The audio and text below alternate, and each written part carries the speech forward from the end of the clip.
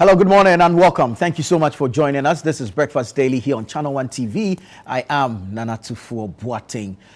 We're excited to bring you the best breakfast on television, and we're equally excited to invite you to join us on the show because it is an interactive one. We don't keep it to ourselves, or we don't pretend to be the most knowledgeable. Of course, we know that you more experienced, more knowledgeable than we are here in the studio. And so we invite you to join us with your thoughts, your comments, and contributions.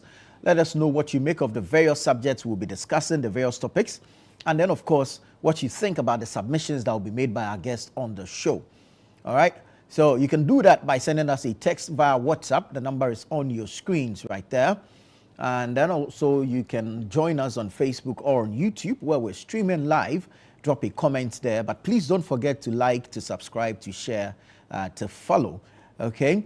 When you go on X and on Instagram, it's Channel One TV GH. We are there with some very interesting posts. Kindly engage those posts. And then you can join us also on TikTok, where we've reserved some exclusive videos just for you. All right? It's Channel One TV GH across all platforms. Thank you so much for joining us this morning. Let's remind you that we're in the month of June. Today is the second day of the month of June 2026. And as you would know, as has become characteristic, as has become traditional with us here at Channel One TV and City FM, every month of June is dedicated to business. All right? So this year is no exception. We're bringing you the City Business Festival. City Business Festival. We started yesterday, the 1st of June, and we're going all the way to the 30th of June, bringing you impactful, insightful, interesting conversations around business growth, business sustainability, small, medium-scale enterprises, how you can scale up, and of course, changing trends within the business environment. We'll be delving into different sectors to bring you ideas and, of course, to help you navigate your way as a business owner. We'll be going from business registrations to technological advancements in business and what have you. We'll be looking into personal savings, personal banking, investments, and all of that in this month of June. We have four themes, or the 4 weeks in the month have been split into 4 thematic areas. So be on the lookout for our on-air series where we say driving ideas into impact. All right, so the on-air series will be on every 9 a.m. on 97.3 City FM and 11 a.m. here on Channel One Television. 11 a.m. on Channel One Television. Join us for the on-air series of the City Business Festival, CBF. All right. Now, the City Business Festival is brought to you by 97.3 City FM and Channel One Television in partnership with ABSA Bank, and also sponsored by ABSA Bank, MTN. We have Petra Trust, and then we have Zonda Tech Ghana Limited. So we're still on the issue of starting rights regarding business registrations. Yesterday you heard from Franco Poku Daku. He's the Assistant Chief Company Inspector, Office of the Registrar of Companies. Today we'll do part two of that. So starting rights, business registration, and compliance. Part 2. Again, Franco Poku Daku will be here. Assistant Chief Company Inspector, Office of the Registrar of Companies. And then you have Lesbeth Osai Omane, Senior State Attorney, Office of the Registrar of Companies. So starting right, business registration and compliance, part 2. And you can catch it live on radio 97.3 City FM at exactly 9 a.m. And then at 11 a.m., you can join us here on Channel One Television for the on-air series, day 2 of the City Business Festival, and starting right, business registration and compliance, part 2. So join us. Let's learn a few things about business registrations and, of course, compliance. How to register a business in Ghana, and how, as an investor, you can register a business in Ghana, or if you're not living in Ghana, are you legible, or are you, you know, or how can you register a business in Ghana even if you're not resident in Ghana? So all of these and more will be on today's edition of the City Business Festival on air series. And today we're looking at starting right, business registration and compliance part 2. So once again, let's say thank you to Absa Bank. Let's say thank you to MTN. Let's say thank you to Zonda Tech Ghana Limited. And thank you to Petra Trust. We're grateful to these organizations for helping us bring to you the City Business Festival. All right, that said, on Channel One TV, we are a family TV station, and so we believe in the tenets of the family. Of course, there are interesting times, there are exciting times, there are sad days, there are memorable days, there are glorious days. We've put all of that together in this wonderful family drama series called The Blanksons. Channel One production, Channel One original, and it's just for your viewing pleasure. Specially curated for you, and it airs every Thursday at 7:30 p.m. right here on Channel One TV. Here's the catch. On Thursdays at 7:30 p.m., we show a new episode. We show a new episode of The Blanksons. Mind you, this is just season 1. Okay, so season 1 of The Blanksons shows on Thursdays at 7:30 p.m. Thursday, 7:30 p.m. And then we do a repeat showing on Fridays at 11:30 a.m., Saturdays, 7 p.m., Sundays, 4:30 p.m., Tuesdays, 3 p.m., and Wednesdays, 5:30 p.m. You'd notice that there's only one day out of the 7 that you don't catch The Blanksons, and that's on Mondays. So from Thursday, where you get to watch a new episode at 7:30 p.m., you can always catch the repeat on Fridays at 11:30 a.m., Saturdays at 7 p.m., Sundays 4:30 p.m., Tuesdays 3 p.m., Wednesdays 5:30 p.m. All right? It's a family of 4, and then there's that guy at the gate, Mensa, who brings all the excitement, all the life into the home of The Blanksons. So please do make a date. Don't miss out on it. 7:30 p.m. every Thursday evening right here on Channel One Television. Now, we want to say a big thank you to Nasco Electronics. Thank you to Lizishito. Thank you to Out Multi-Purpose Insecticide Spray. Thank you to Everpack. And we say thank you to Lily Rice for being sponsors on the Blanksons TV show. It's a television drama series all for you right here on Channel One Television, as every Thursday at 7:30 p.m. So thank you to Nasco Electronics. Thank you to Lizishito, Out Multi-Purpose Mosquito Spray, Everpack, and Lily Rice. Thank you all so much for helping us with the Blanksons on Channel One Television. Now let's still stay with this channel and move to what happens on Fridays at 3 p.m. You know, we just have 9 days? 9 days, yeah, about 9 days to the World Cup. And we want to help you not just watch the game, but also understand the games. And so this show, the World Cup Central, which airs every Friday at 3 p.m., is to bring you all the backstories, the details, the data, and of course, the journeys of the various teams, the players, their coaches.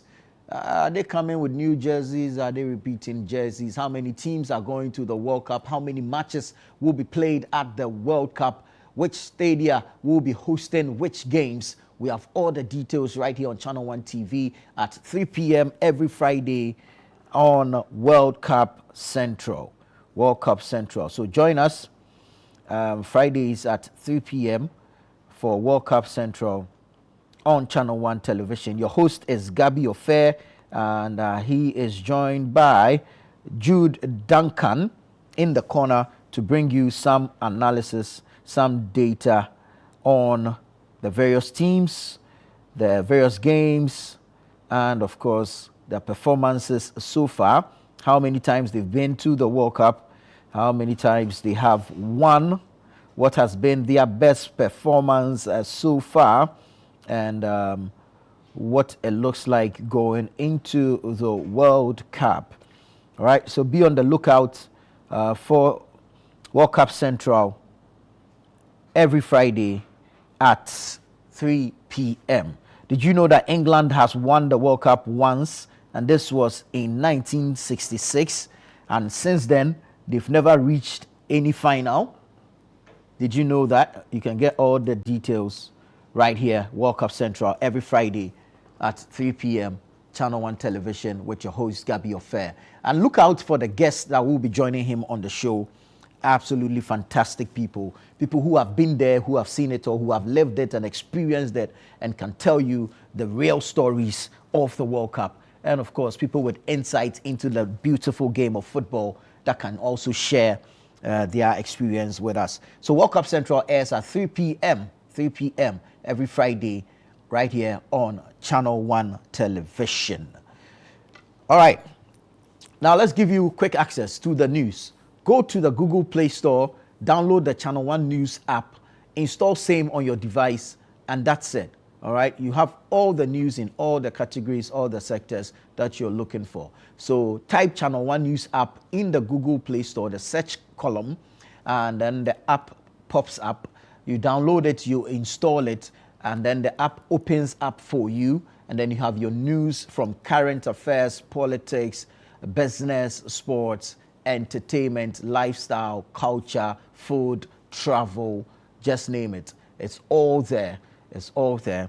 And the stories are told in a way that you can relate to and you can enjoy as well. So download the Channel 1 News app from the Google Play Store and literally have the news in your palm. If it's a phone you're using or a tablet, you can have it right there. Interface is quite user-friendly, simple to navigate, no difficulties at all. So please download the Channel 1 News app from the Google Play Store. All right, let's now get into the newspapers for today. Let's start off with the Ghanaian Times. Ghanaian Times newspaper says, Ghana open for business. President Mahama woos UK investors, touts stability and economic recovery. Ghana open for business. President Mahama woos UK investors, touts stability and economic recovery. $250 million investment to transform Damine mining operations.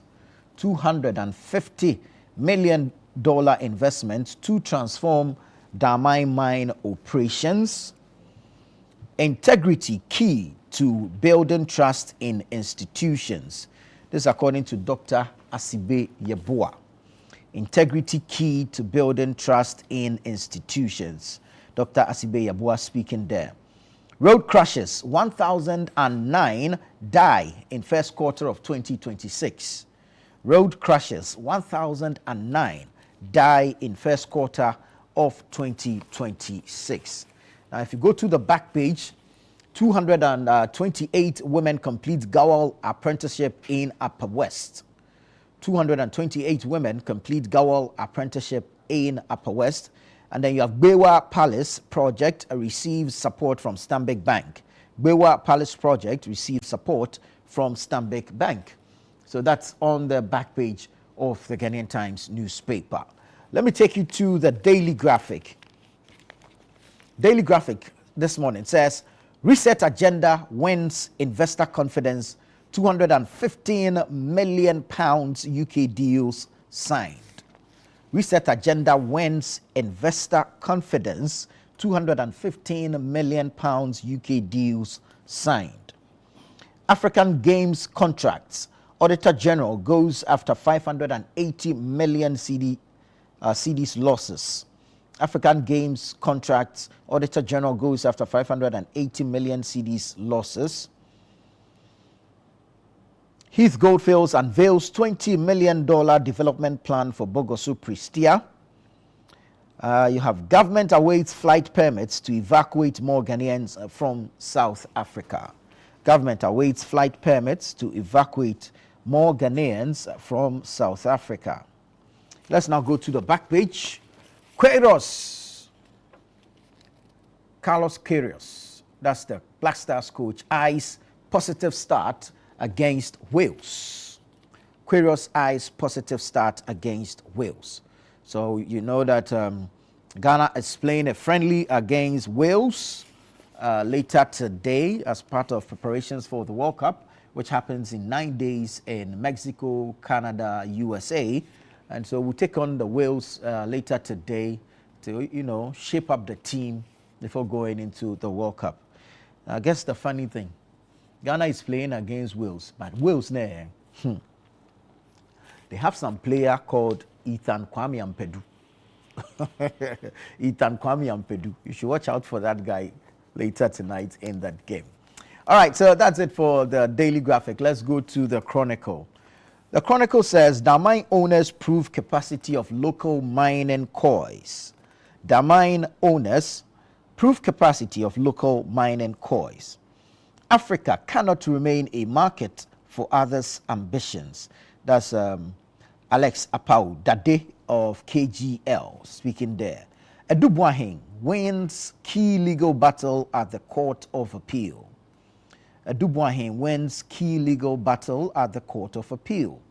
Otumfuo Beidu Bonsoi III is the new Ahanta Hene. Otumfuo Beidu Bonsoi III is the new Ahanta Hene. All right. So that's on the front page. Let's take our scripture for today. 1 Samuel 12:1. 1 Samuel, the first book of Samuel, chapter number 12, verse number 1. Then Samuel said to all Israel, Behold, I have listened to your voice in all that you said to me, and I have appointed a king over you. So congratulations to Otumfuo Beidu Bonsoi III, who has been installed the new Ahanta Hene. And then Chronicle has given you a scripture to congratulate you. Okay. So that's the Chronicle newspaper. Let's do the Daily Guide. Daily Guide. Daily Guide says, tension in NDC over flag bearer race. Tension in NDC over flag bearer race. Mahama hints at returning gay bill in quote, to Parliament. Mahama hints at returning gay bill to Parliament. Akonta Mines reported illegal miners. That's according to the former Western Regional Minister Kwabena Ochere Darko Mensah.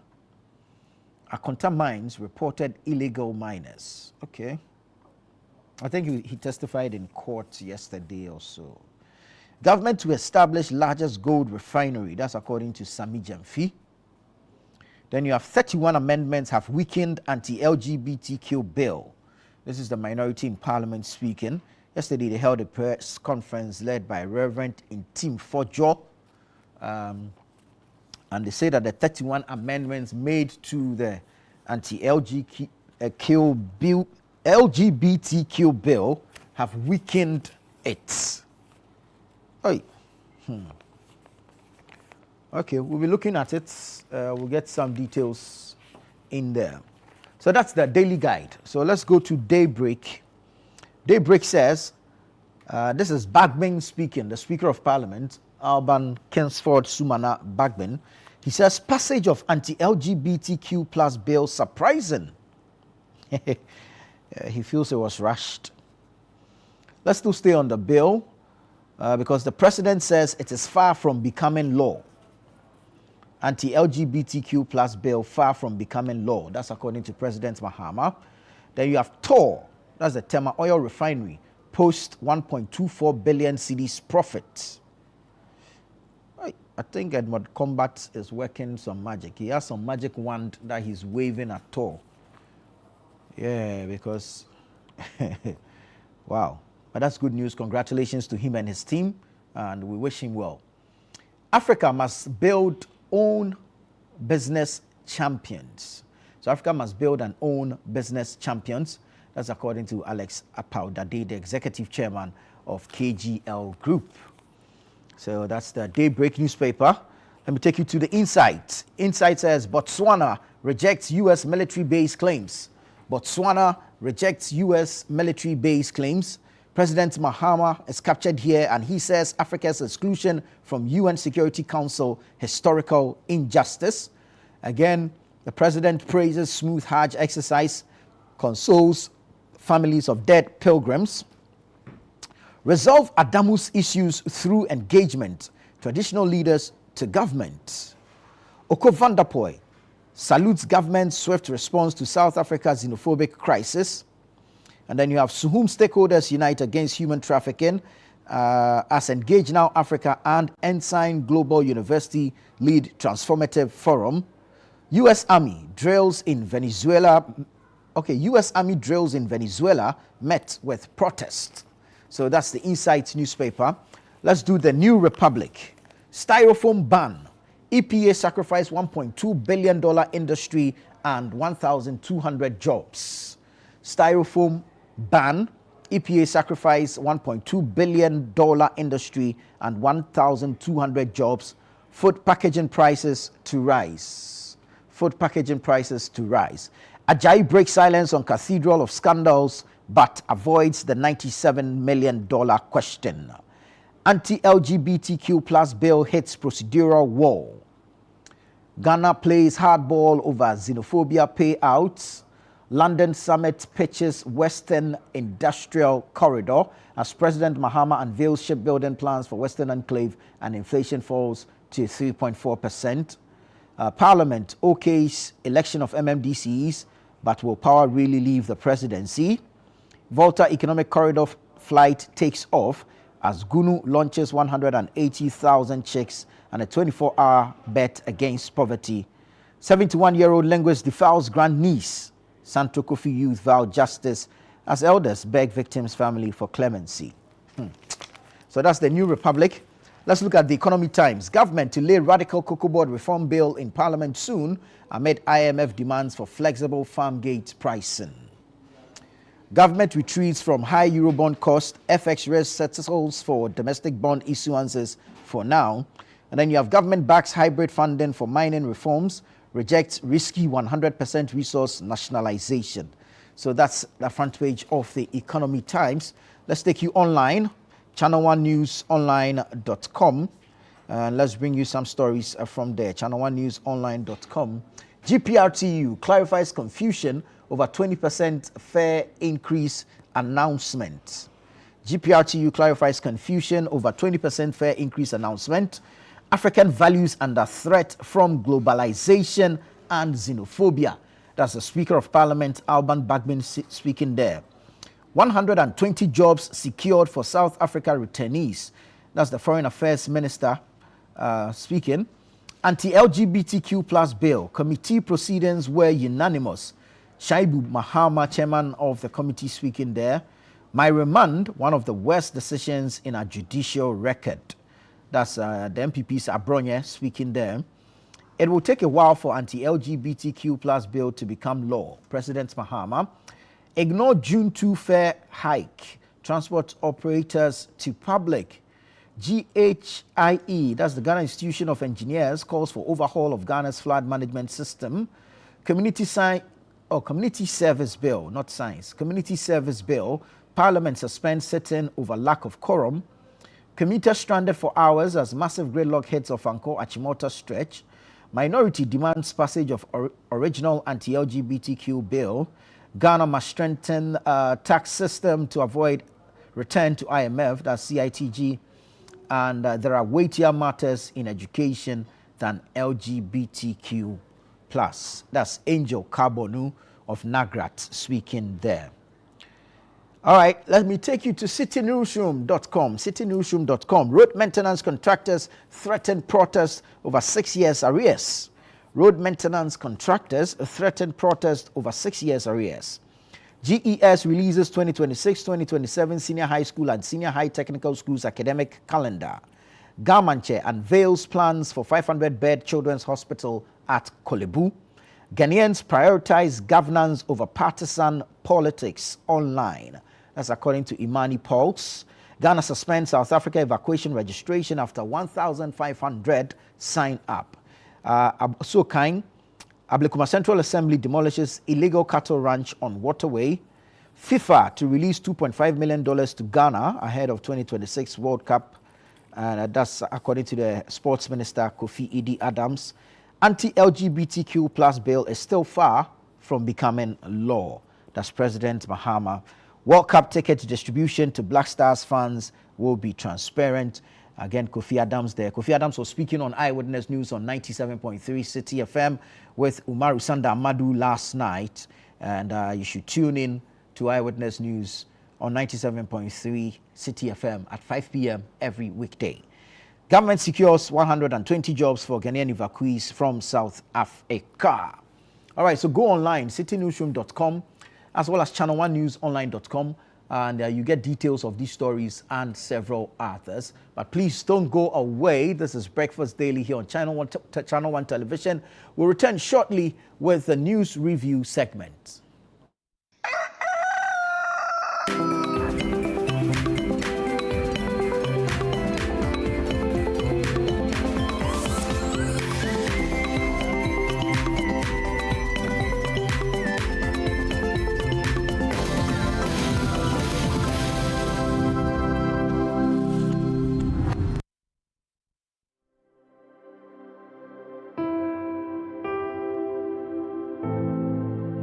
The story of the prodigal son reminds us that no matter how far we wander, there's always a path back to purpose. Join us on Lifeline as we explore how to rise from setbacks, rediscover your calling, and embrace a fresh start. Joel chapter 2:25, I will restore to you the years that the cankerworm, the palmerworm, the caterpillar, and the locust have eaten. We see the story of Job, where he was reduced to nothing, a wealthy man. He was the wealthiest in the East. One day he loses everything, loses his health, loses his family, loses his marriage, loses his dignity, loses his honor. He's lost everything. But the Bible says, and the Lord restored the fortunes of Job and gave him double for his trouble. Don't just survive it. Don't just walk through it. There is a way to bounce back.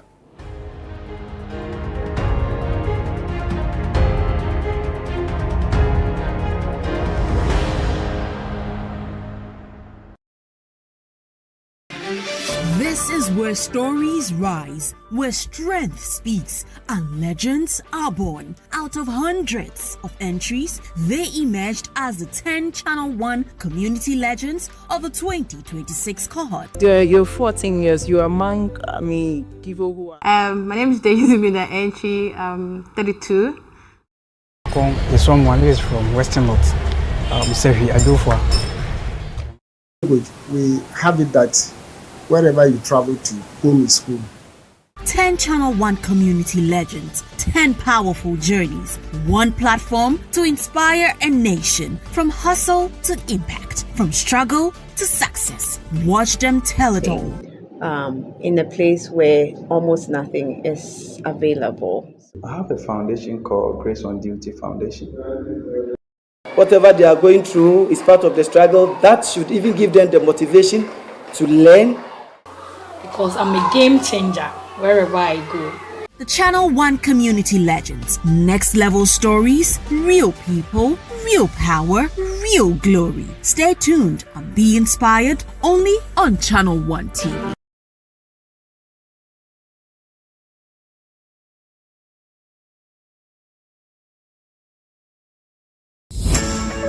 June is for business here at City FM and Channel 1 TV. This June, the ideas get bolder and the future of Ghanaian business takes center stage. Welcome to the City Business Festival 2026. For the entire month of June, 97.3 City FM and Channel 1 TV bring together the thinkers, Builders, innovators, and dreamers shaping the future of enterprise in Ghana. From powerful business fora that spark meaningful conversations to insightful on-air discussions with industry leaders and change makers, to stories of resilience, innovation, and ambition from Ghanaian entrepreneurs. This is more than a festival. It is a movement of ideas, strategy, and impact. Whether you're starting small, scaling big, or simply dreaming of your next breakthrough, the City Business Festival is your platform to learn, connect, and grow. Join the on-air series every weekday at 9 a.m. on the City Breakfast Show on 97.3 City FM and at 11 a.m. with a repeat at 6 p.m. on Channel 1 TV. This June, let's challenge businesses. Let's refine ideas. Let's create impact. Call 0205-973-973 for further details. City Business Festival 2026, driving ideas into impact. The City Business Festival 2026 is powered by 97.3 City FM and Channel 1 TV in partnership with Absa Bank, and it's proudly sponsored by Absa Bank.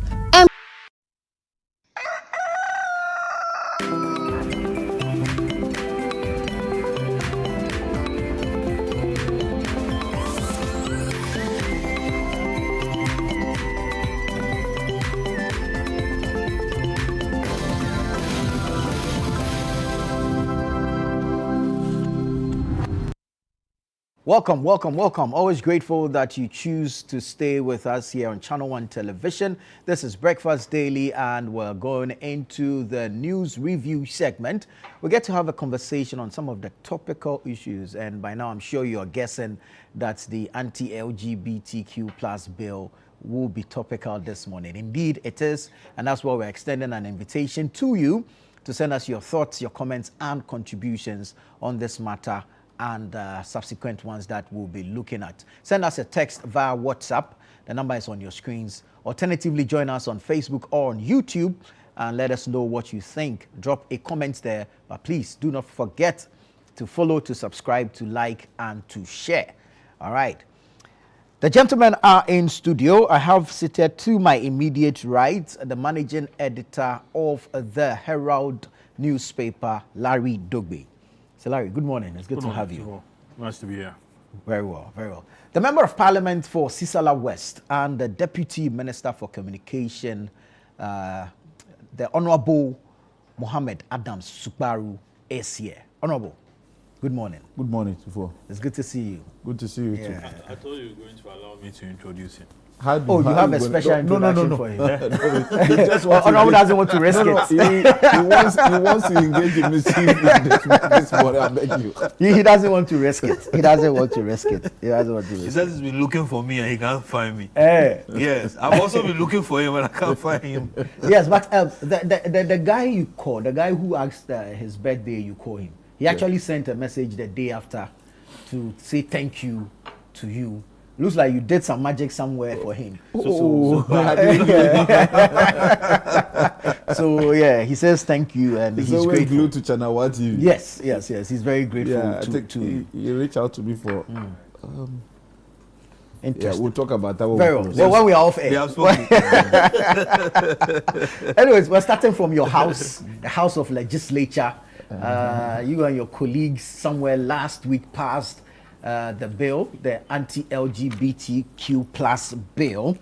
There's been some, if you like, should I say controversies around it after the passage. The minority believes that the amendments made to the bill have diluted the bill, have weakened the bill. Yesterday, Speaker of the House spoke and suggested that the passage was rushed. He says it's surprising that the bill has been passed already. The first gentleman of the land is currently in the United Kingdom, London. He spoke about same and he says the bill is far from being passed into law. Honorable, were you in Parliament for the second consideration of the bill and the passage? Well, I was in Parliament on Friday briefly, and I had to attend to some other important engagement at the ministry. So I was there from beginning, and then I left from there. At the time it was passed, I was at the ministry, for a meeting. Very well. So these amendments, the position of the minority is that it has weakened the bill. They think you are, if for want of a better word, unprincipled in shifting goalposts, that the bill you wanted the MPP government and the President Nana Akufo-Addo to sign is not what you have passed today. And that if you had principles, you should present that same bill to President John Dramani Mahama to sign. What do you think? Good morning to your cherished viewers, and good morning to my constituents, the good people of Sisala West, and whoever that is watching this program this morning. When I hear my colleagues speak, I find it very difficult to understand the kind of politics that they are engaged. Yesterday, I was at a sister station, and I said that it is time that we up our politics from the mere propaganda and from trying to politicize every single opportunity, because it doesn't help. You know, Parliament, there are procedural processes in Parliament. Yes. For instance, when the proponent of the bill, especially Honorable Ntim Fadjo, came out to say those things, I was surprised. When you say that NDC presented a bill to His Excellency the former president when he was a president to sign, I find it difficult to understand when that bill was not an NDC bill. Anything passed by Parliament represents the entire Parliament of Ghana. And the Parliament of Ghana, we have two sides of the Parliament, the majority and that of the minority. Whether you are in agreement with it or not, once it is passed, that represents the decision of Parliament, which you are a part of it. That has to be established. Okay. Now, per our Constitution, when the 8th Parliament expired on the midnight of 6th of January 2025, everything about the 8th Parliament, bills that were in process, bills that were passed and not assented to by President, what that means is that had also expired. Okay. If you want to do anything, you would have to start from at fresh. Mind you, I find it difficult when listening to them to understand the kind of politics they want to engage in. In 2021 to 2024, the 8th Parliament, the members of Parliament at that time are not the same people today. Okay, well, we can say that, yeah. So the members of Parliament who served on that committee, constitutional and legal committee, who worked on the bill, are not the same members who are on that committee on the 9th Parliament. Yeah. The chairman at the time who chaired the committee. Is the committee entirely different now? It is not entirely. There are few, let me say, majority of them have been changed. Okay. Because if you are even looking at the entire 8th Parliament, go and look, compare the 8th Parliament, the members of the 8th Parliament to the members of the 9th Parliament. You would realize that majority of the 8th Parliament lost their seat. Especially on the MPP side. Especially on the MPP side. And our side too, many of our people lost their primaries. Yeah. Few also lost their seat. And so when you tell me a decision that was taken by 8th Parliament, a decision, what is a decision? It is opinions. Your opinion, his opinion, and my opinion, we decide to put it together as one. That becomes a decision of the three of us. And so if tomorrow there's a different person who has come to join us, and one of us happens not to be around, the conversation or the narrative will change. And so when you tell me that the decision of the 8th Parliament should be same of the 9th Parliament, I find it problematic. But see, wait, I'm coming. He's saying that only a fool cannot change his mind. No. And you are not a fool. So you have changed your mind? No, I'm not saying that I've changed my mind. What I'm trying to establish is that if Parliament were passing the bill, there were several members of Parliament today who were not there. Same way on the committee who sat on work and presented their report to the plenary. Those who were part of the committee today are different people. And mind you, the bill, when you hear Honorable Ntim Fordjour speaks, that bill was not drafted by the entire members of parliament. It was sponsored by few members of them. Yeah. And so your opinion cannot be same as my opinion. My opinion cannot be same as his opinion. And so I may think that I may propose something thinking that's the best. Somebody else somewhere will say that no, he disagree with me, but he thinks that it should be A, B, C, D. And that is democracy. So I shouldn't say because I am the proponent of the bill, I am the lead sponsor of it. This is not what I presented to you. Whatever you presented, you should get it. This is not, excuse me to say, AI. When the new AI, when they say garbage in, garbage out, it's not like that. Right. It's not like that. It's not garbage in, garbage out. Whatever you propose, you want it passed. No. Even in Parliament, bills, I've said it yesterday, that even bills that are sponsored by government, when these bills are brought before Parliament, there are sometimes amendments, not sometimes. People amend. Yeah. You can propose an amendment, and then that amendment will debate on it. By the end of the day, if the majority thinks that yes, your amendment is what is good for the purposes of that bill, we agree with it, and that would be they will insert that in the bill. That is what is happening in Parliament. Because at the end of the day, all acts must be consistent with the Constitution. And so my problem is that where I have a challenge is this. When you check, let me see if I have the report, and I will read the report of the committee. Of the committee. It's both sides of the House. Yesterday, we spoke to the chairman on Eyewitness News. And I'm saying that... And he says it was unanimous. Unanimous. I want to read it to you. So, and many of it is not, when the proposal was referred to the committee, I call it a proposal because it wasn't a bill then. Yeah. So whatever was in that bill was a proposal laid before Parliament. And Parliament needed to work on it. So the Speaker referred it to the committee. Right. And committee did its work. And when the committee was carried out its work, it wasn't one-sided. Minority, that is why I said they are the most hypocritical political party in the fourth Republic. I'm telling you. But they accuse you of same. How can they accuse you of say you have gone to take part in an action, agree, presented one report. You know there were there were cases when minority disagree, even majority will present their report. They also come out to say that this is our report. They also present their report. In this case, you didn't do that. Many of those amendments were proposed at the committee level, where your members, led by one of the respected members of Parliament, in fact, one of the current most experienced members of Parliament in Ghana's Parliament, Honorable Anyimedu. Okay. He was then the chairman when they were majority. Today, he's the ranking member. Yeah. His deputy is Hassan Tampuli, a renowned lawyer.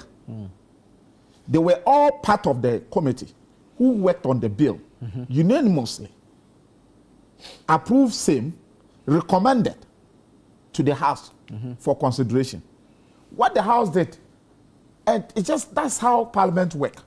Then we will take their report clause by clause. Clause by clause. So if I am a member of Parliament also and the report is brought before plenary and I have any amendment, I can propose. If the entire House thinks that what I'm saying fails to be there, then they will accept it. But considering the numbers game in the House so now, that is why I again tell you that they are the most hypocrite. They want to do politics with this. You are a member of Parliament. Per our standing orders, you have every right to raise any decision, even including objection, like trying to, point of order, like all of these things are available to you. You were there. You saw that there was not, the members of in the House at the time could not form a quorum. You didn't raise the issue about the quorum. You chose to go to the market to do cheap propaganda. Who does that? Just because you want to score some political goal. So if indeed there was a serious political party or there was a serious opposition party, what they ought to have done is to raise the issue about the quorum and come out to tell Ghanaians that we are raising issues about the quorum, plus because we know there are no members of this house, whatever they want to do, they will be able to bully us through. So we are raising issue about the quorum to ensure that our members are fully present. Then we'll take a decision on this. But you don't wait. When it was about passing, you ran out to come and organize a press conference just because you as an opposition party, at all times, you must get something to say. You know what? I am not surprised that we are at where we are. When you have an opposition party, for the past 1 year, 5 months in government, they've been looking for scandals with torchlights. With all kinds of lights. Are they looking under your pillow or under everywhere? They are looking for scandals. And they are not getting anything about the government. You think so? You see, you are asking me, I think so. That is what exactly what is happening. You see, they have no option than to rely on them. If not, you are a member of parliament. You have your members who sat on the committee, who took a decision. I will share the report with you. I have it here. Right. It was not one-sided. You all agree, unanimously. You have their names there. Yeah, all of them, the names are there. I can share. Let me share with you. But decisions can be taken at committee level, but then at plenary, issues are raised with same. That is what I'm saying. Nobody has even decision, even the plenary, the committee. I'm not by saying that when the committee takes a decision, the plenary cannot change. Yes. The plenary can change it. But I'm saying that in their case, their members at the committee did not raise any objections. Any objection. They all agree to some, in fact, to some of the amendments, because not all the amendments were done at the committee level. That has to be established. Right. Some were done at the plenary, which I don't have a problem with. I'm saying that my issue is that you should have started that conversation at the committee level, communicating, telling Ghanaians that this is what these are some of the proposals that or amendment that they are bringing into the bill, in which you think that it shouldn't be done. In 2024, when the MPP or the majority then raised issue with some of these clauses and wanted changes with them, the NDC then insisted that Akufo-Addo signs the bill in the form that it was. You see, when they tell you this, they are not being truthful to you. When they say this, when they say they raise it and nobody agrees with them, it means that they are further exposing that incompetent at the time. How so? As members of parliament. So you see, parliament is by numbers. So you think that majority then could raise something. What was the difference in the 8th parliament? They were the majority. They sat at the right side. They were majority on the right side by virtue of the fact of an independent candidate caucusing with them. Of course, but yes, it's majority. It was a split parliament. So it's not like this one. No, was it not a majority? It was. Was it as absolute as yours? All the decisions that we took then, they had count, didn't they win those decisions? They did. So what I'm saying is that they were the majority. They sat at the right side of the speaker. They were the majority. And you said you raised issues about some of the amendment, and we said no. And you think that they are a serious majority then? It is never true. Yesterday I said, so what they did was that they were not speaking to the clauses. They had issues with the entire bill. So when you speak to the bill in general, without pointing to a particular clause that you have an issue with, how can somebody, help you? Speak to the clauses, clause by clause, and say that this clause, for you think that it's against a certain group of people rights. So when we do that, we are, undermining the constitution of this country. That we will debate it, and Speaker will ask that a decision should be made on that. But you did not do that. What did Esla at the time, I remember, Honorable Muntala, may his soul rest in peace. When Esla rose to speak, she was not speaking to any of the clauses. All of them were, so they spoke to what the bill in its entirety. Yes, they were talking. So if you say the bill in 8 current forms, in which current form? Which clause? Is it in 8 current form in clause 1? The in bill its current as form, it passed was by 9. the 8th Parliament. No, so that's why you say, if you say the bill in its current form, which form? You would have to point to us the point that you are speaking to. Very well. And so somebody would now understand that the bill in its current form in clause this. This has to be done. You were not speaking that. You remember the popular resist and what letter was? Cease and desist. Cease and desist. And that's letter. You see, yesterday when President Mahama was speaking at London, he stated those options. As a president, if a bill, especially a private member bill, is being referred to you for you to assent, you have the AG for advice. You can refer same to for them to go through the bill and advise you as a president, because that is not your bill. True. It is not sponsored by government. So whatever that is transferred to you cannot just. But some people chose to ask other individuals to go to court to injunct. They asked people to go to court, or people had issues with the bill and went to court. Well, some people went to court. Yes. Whichever way, I thought they were told to go to court. By who? Okay. All right, let's welcome Kwesi Kwate. Kwesi Kwate is a legal practitioner. Kwesi Kwate, I give you a popular name. He's a legal practitioner and a member of the MPP, and I understand he's popularly known as Tizo. Tizo is from the student politics days. You are still Tizo. I'm still Tizo. President. You know that name. I've been carrying that name from class 2. From class 2. Yeah, up to now. Oh, how? Who gave it to you in class 2? One of my friends. So I'm sure I had a big head then. So that Tizo is a trade. I thought they were referring to Tuzafe. People had different meaning, but I mean, I had it around class 2. From class 2, it's been a name that I've lived with up to now. So everybody who is called Tizo means Nitiso. I mean, I've had a big head then, so my brother is balanced. It's balanced. With your stomach. Very well. Let me come to Larry on this bill. I've not landed. I was just about London. Wrap up for me. Okay, wrap up for me. In a few seconds. So when President Mahama was speaking yesterday, he has says to clear. He's been absent for a while. Options including Council of State to advise, and if you have challenges with some of the clauses, same can be. You can point to those clauses and refer the bill back to Parliament probably for those consideration and send it back to. That was not what we saw. All what we saw was that the cease and desist. And that is why it confirmed that the entirety of the government then had an issue with the bill. And so what we are saying is that all these things that they are saying, you are talking about quorum, you are talking about amendment being made. Your members of parliament were part of the committee.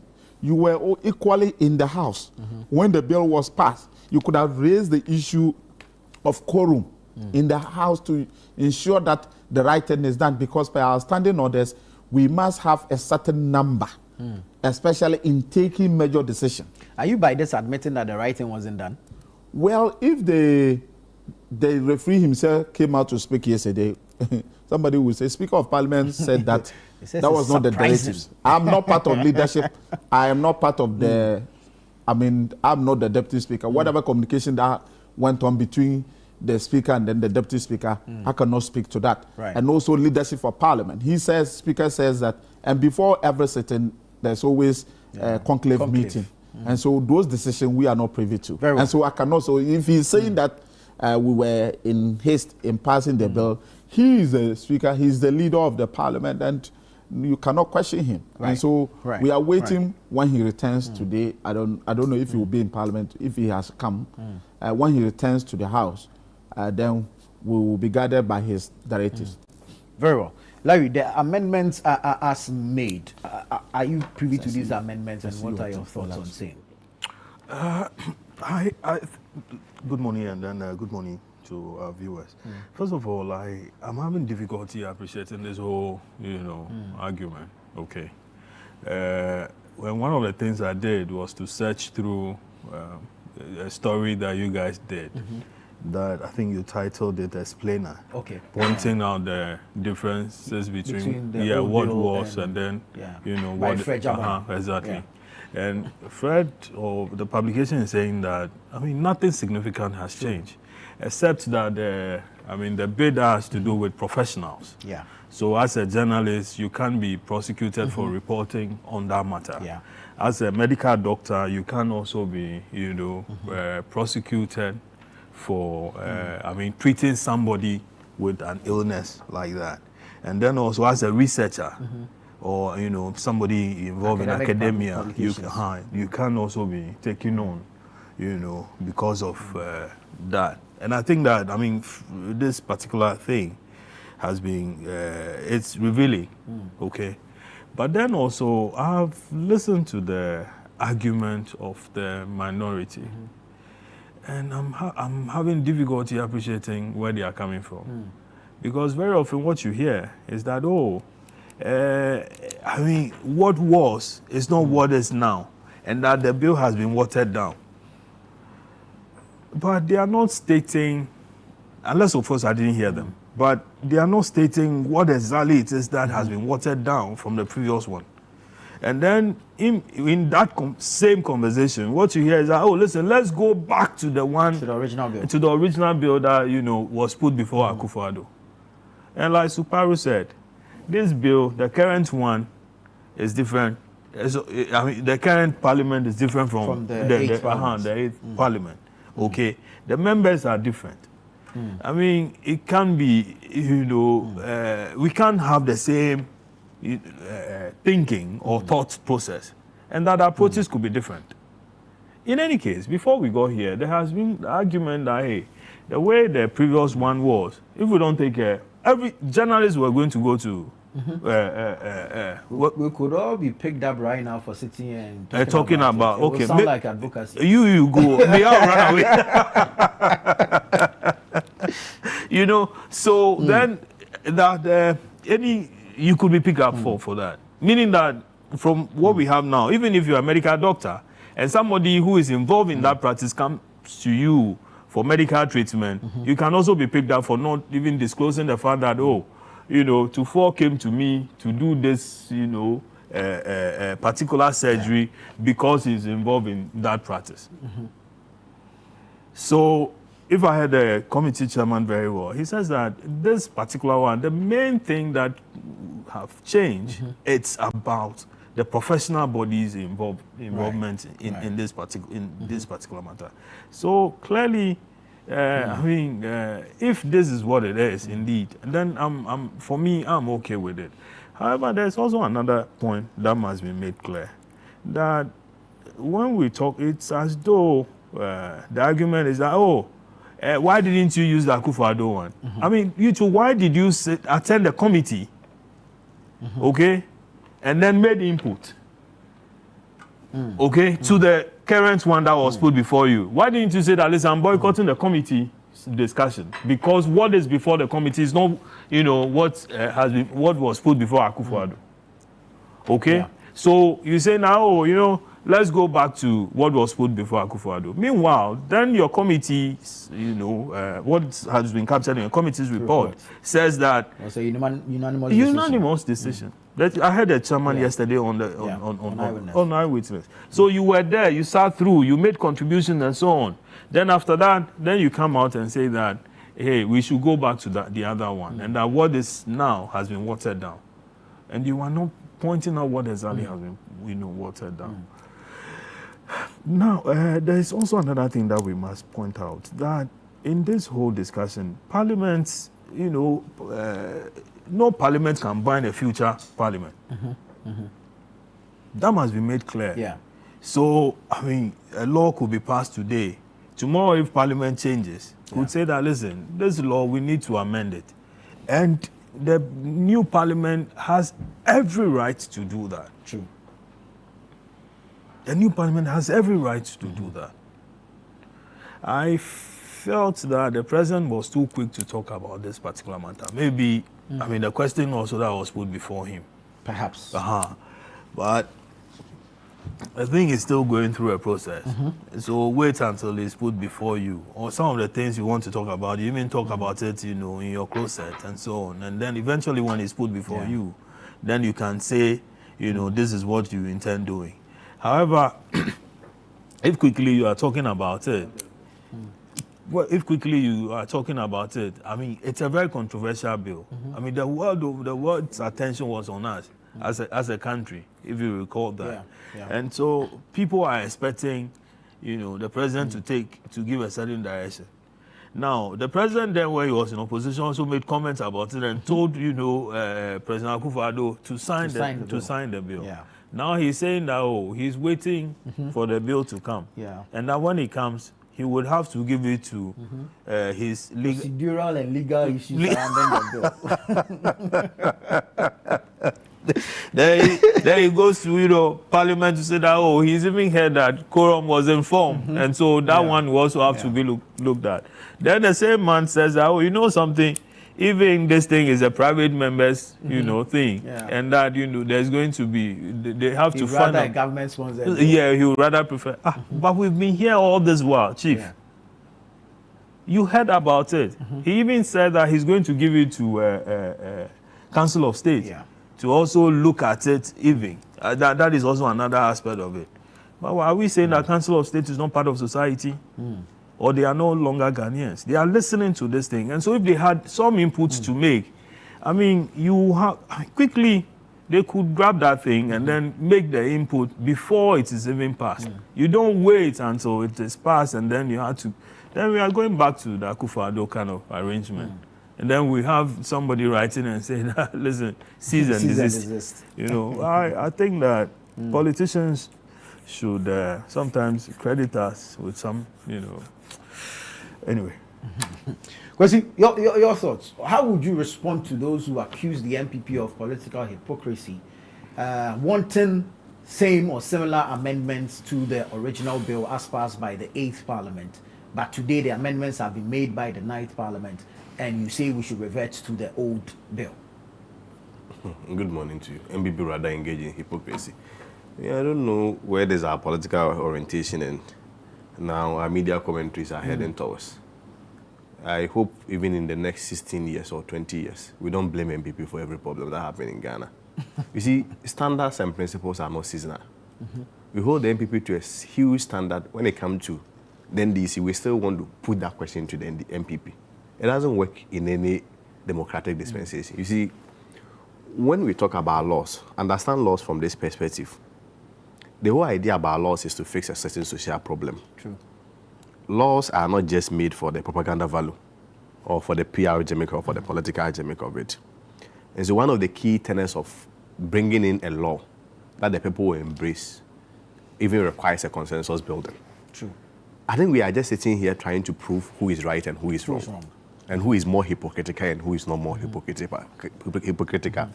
We can have that discussion. And Mo is a politician, I'm also a politician. We can do the political debate. And at the end of the day, one of the parties will look bad and one of the parties will look good. But what specific interest does it serve to the good people of Ghana? For me, that is a fundamental question. Yesterday, I read certain reports attributed to the Speaker of Parliament. And I think it was also geared towards consensus building. I'm not so sure if that is the exact report, but reportedly attributed to him. And I think I think with him that before you even go into the substantive matter and argue who is being hypocritical and who is not being hypocritical, the first question is that where are we rushing to? If indeed it is a law that we want all members of Parliament, all sides, MPP, NDC, independent, whatsoever, all Ghanaians to embrace. What is so wrong with all of us sitting together and say that? Because see, what does this law, what political gain does one party necessarily stands to gain if the law is passed? Aside maybe the fact that we will play the politics that, well, it is NDC who came to parties and it is MPP who came. Let's be very truthful and honest to ourselves. Everybody, all of us agrees on principle that Ghanaians, we have some certain cultural values and tenets. And no Ghanaian abhors this law. Everybody believes that there has to be a certain sectional line drawn to our sexual choices. So I'm not sure whether you are MPP or you are NDC, you are against this law. But what our case has always been is a principle. Like I earlier said, the principles are not seasonal. You do not set a certain standard and then the same standard that you set for your friend, you then use the back door and betray the same principles and standards that you set. That is the first argument that I'm raising. If you look at the law that has been passed, you ask yourself, like I indicated, laws are passed to address social problem. What specific problem does this law address? You may say that, well, it claims against people who identifies as LGBT, blah, blah, blah, the LGBT community. But if that is the case, then Section 104 of Act 29 already caters for it. So will people then be right in coming to that conclusion that then it's just a duplication of that law? Because Section 104 of Act 29 already talks about how do you call it? Unnatural carnal knowledge, which already has already existed in our law books. And you see, when we have this conversation, we also have to look at the practicality of the law that has been passed, even vis-a-vis what is going on. These are two responsible adults who enter a room. Most sex, I'm not sure anybody will have sex in the public space and do something. That's also frowned on by the law. Yeah, that's also frowned on by the law. So until a case of sodomy, I'm a lawyer, I'm yet to hear an instance where two male adults said they went to have sex and reported themselves. They will never do that unless there is a case of sodomy, where one is taking advantage of the other. So even though we have such a law, practically, in practical terms, its effects really does not reflect on our society in terms of the realities that we are confronted with. What actually happened when you're having a conversation about the LGBT issue has more to do with advocacy, has more to do with promotion, has more to do with funding of the LGBT issues. Yes, that is what, if we are passing a law should address. But you see, if you look at the original law, and they say they don't know, I mean, I've heard from all sides, they say they don't know the clause that we are pointing out. I said it with some, if we will share, we have analyzed how it's been reframed and it's been adjusted. In any event. The clause 9? No. I mean, the whole bill. Right. You see, first of all, if we say that we are not proving to you which clauses that has been amended or which has been changed, then it presupposes that there was no need for even amendment in the first place. If we admit that there were 32 amendments, it should even tell you in the first place that there has been changes to the old law. So we don't need to prove to anybody that indeed there has been some changes to any law. So far as we have been established, there has been 32 amendments in the new law. 22 original provisions deleted, 31 insertions made. So even more. Even more. So you don't need Kwesi Kwarteng or anybody from the NPP to come and prove to you that there has been some changes. But you see, what has been done, to me, I've had the opportunity, respectfully, let me, I don't want to be... If you're saying that something, I mean, we should have gone back to the older one, you need to tell us what is wrong with the current one. What has been changed. Yes. Very well. So you need to. Please continue. Maybe next time don't interject because it affects. No, it's for our, it's for our education. Maybe I'm not have your time. It's for our education. I think it's necessary. Very well. So the point I'm making is that we agree on principle that there has been some amendments and changes. I have gone through both laws and I've shared the comparisons, the analysis with Sami. And my conclusion is that some of the amendments actually enhances the efficiency of this law. Okay. I agree, especially with this new bill. But that should tell you and ask one political question. And that political question is the question of hypocrisy that we are talking about. It has more to do with giving very poisonous water to your brother and say that Mr. Akufo-Addo and Bawumia drink this water. Mr. Akufo-Addo and Bawumia knows that when they drink this water, they are going to die. They say, look, hold on. Let's make sure that we clean the water and clear it of all impurities before we are able to take. He said, no. Because mind you, the sponsors of the bill are not different. They are the same people. You said, no. You weaponize that very subject matter, especially in an election year against certain individuals and certain political parties. You said everything was right. Indeed, on the 31st of January 2024, when President Mahama met the clergy, he gave them one assurance that when he comes, he was going to sign the bill that Akufo-Addo has failed to put an assent to. He was not referring to any other bill.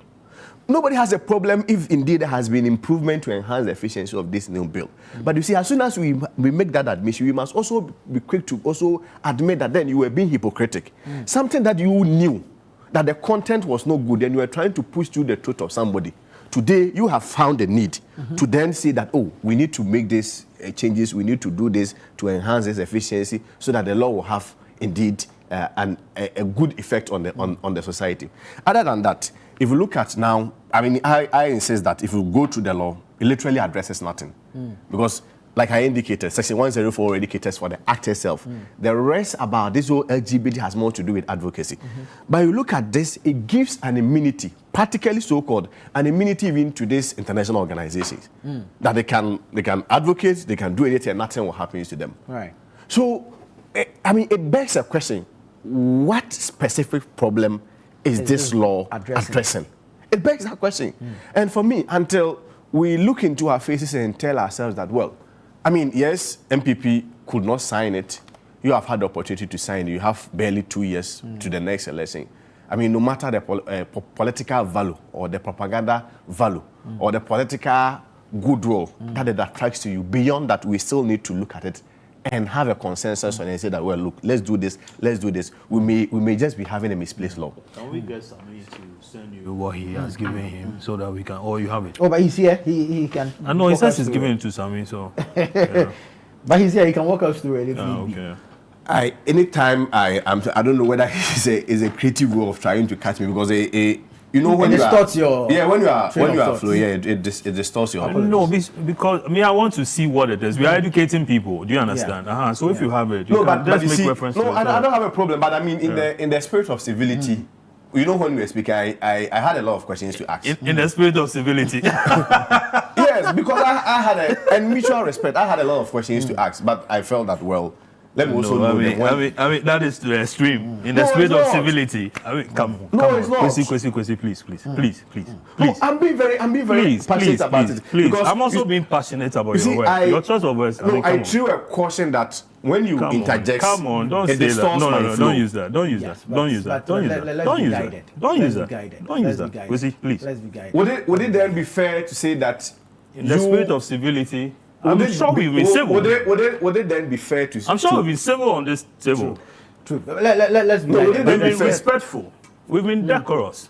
We've respected each other on this table. Not saying the spirit of civility. Very well, gentlemen. Let's water it down. And then come on, Charlie. Why? Let's water it down so we can make progress on the show. I have been on the show. I'm just asking you that. Listen, whatever analysis is that you made, that you've given it to Sami.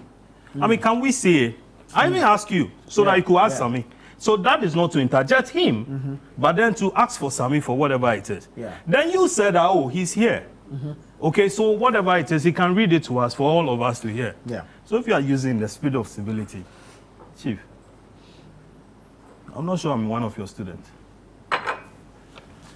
Let's count. I think he had opportunity to rant. I think I should be given the same opportunity to also respond. You have the right of response. Very well. On 2 occasions, you interjected me, and I pointed out that it's distorting my flow. When you were speaking, I had every basis to raise concerns and demand evidence to the things and the claims that you were making. I kept quiet and kept my cool because I respect this platform. And again, I won't mince words. Why will I respect this platform? Because it's a civil platform. And on that basis, I'll wait for my turn to make those interjections. You have been doing this, I've been doing it. You sat here and more or less demonized Akufo-Addo on this subject matter. You think I didn't have anything to say about it. You kept interjecting. Did I? Demonize Akufo-Addo? Why did? How did I? But that's my understanding of what he said. Referencing that the Akufo-Addo failed. You see, you can keep watching down on whatever he is doing. You can keep doing that. Then I even draw you in. You see, when I I'm sure he has a problem with everybody. Larry, calm down. Let's Kwesi flow. Larry, nobody has a problem with anyone. I say that you should show respect when I'm presenting. If you have concerns, just note it down. When it's your time, you speak on the subject matter. That's all. Very well. Kwesi, make your point. It's okay. Let's proceed. You can proceed. No, but you're making a point on the analysis you've done between the previous bill and the current bill. I've shared with Sam. He can share on the platform. Very well. Honorable, final thoughts on this matter, and then we can move on. Yes. The details of the bill and the problem it seeks to address, has it been captured in the new bill that has been passed? And do you still stand by your conviction that John Dramani Mahama, His Excellency, will sign the bill? Of course, he will sign the bill. He will sign the bill. Yesterday, when he was speaking, he made it clear that the bill still has a long way to go. And before he will sign, certainly, he will not just rush to sign.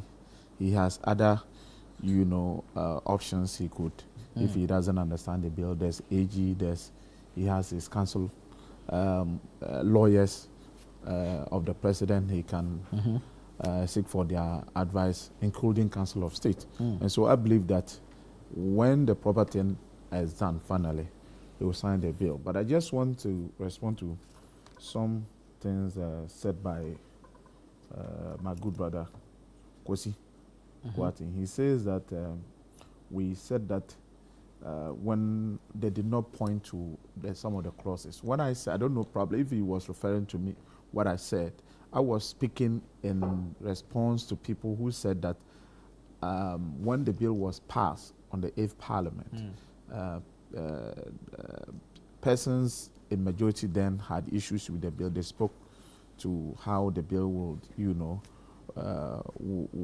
how they wanted some amendments made to it. Come again? How they wanted some amendments made to it. That's what I then said, that they were not speaking to specific clauses then. And so the entire bill that was passed on the 8th Parliament, we are speaking to a different Parliament. And so when people say that that bill should be presented to the president to sign, they are not being fair.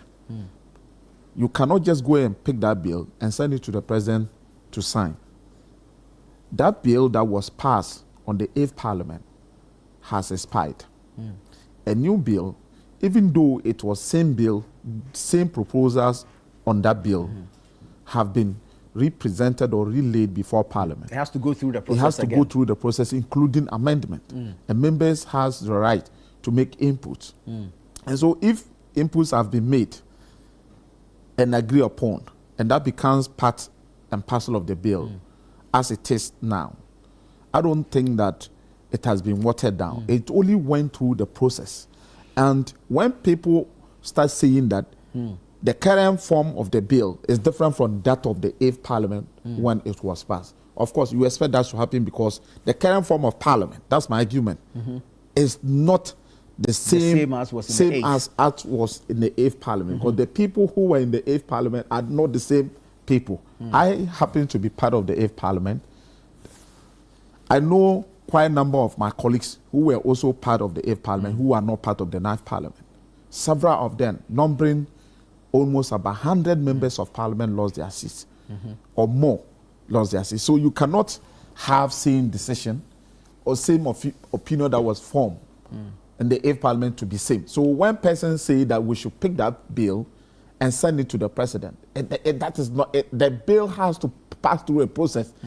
Unfortunately for them, that process, these are new set of people. There are other people who have come to join the current Parliament. And so when it's passing through the system or the process, certainly you expect amendment to be made. And so if those amendments are being made, and you think that it is something that we're trying to water down the bill, that is not how, it is. People genuinely made those amendments. And I have a question. The question I kept asking my friends in the other side is that you had the opportunity to make those amendments. When the bill actually, that bill in the 8th Parliament traveled from 2021 to 2024, March, before it was passed.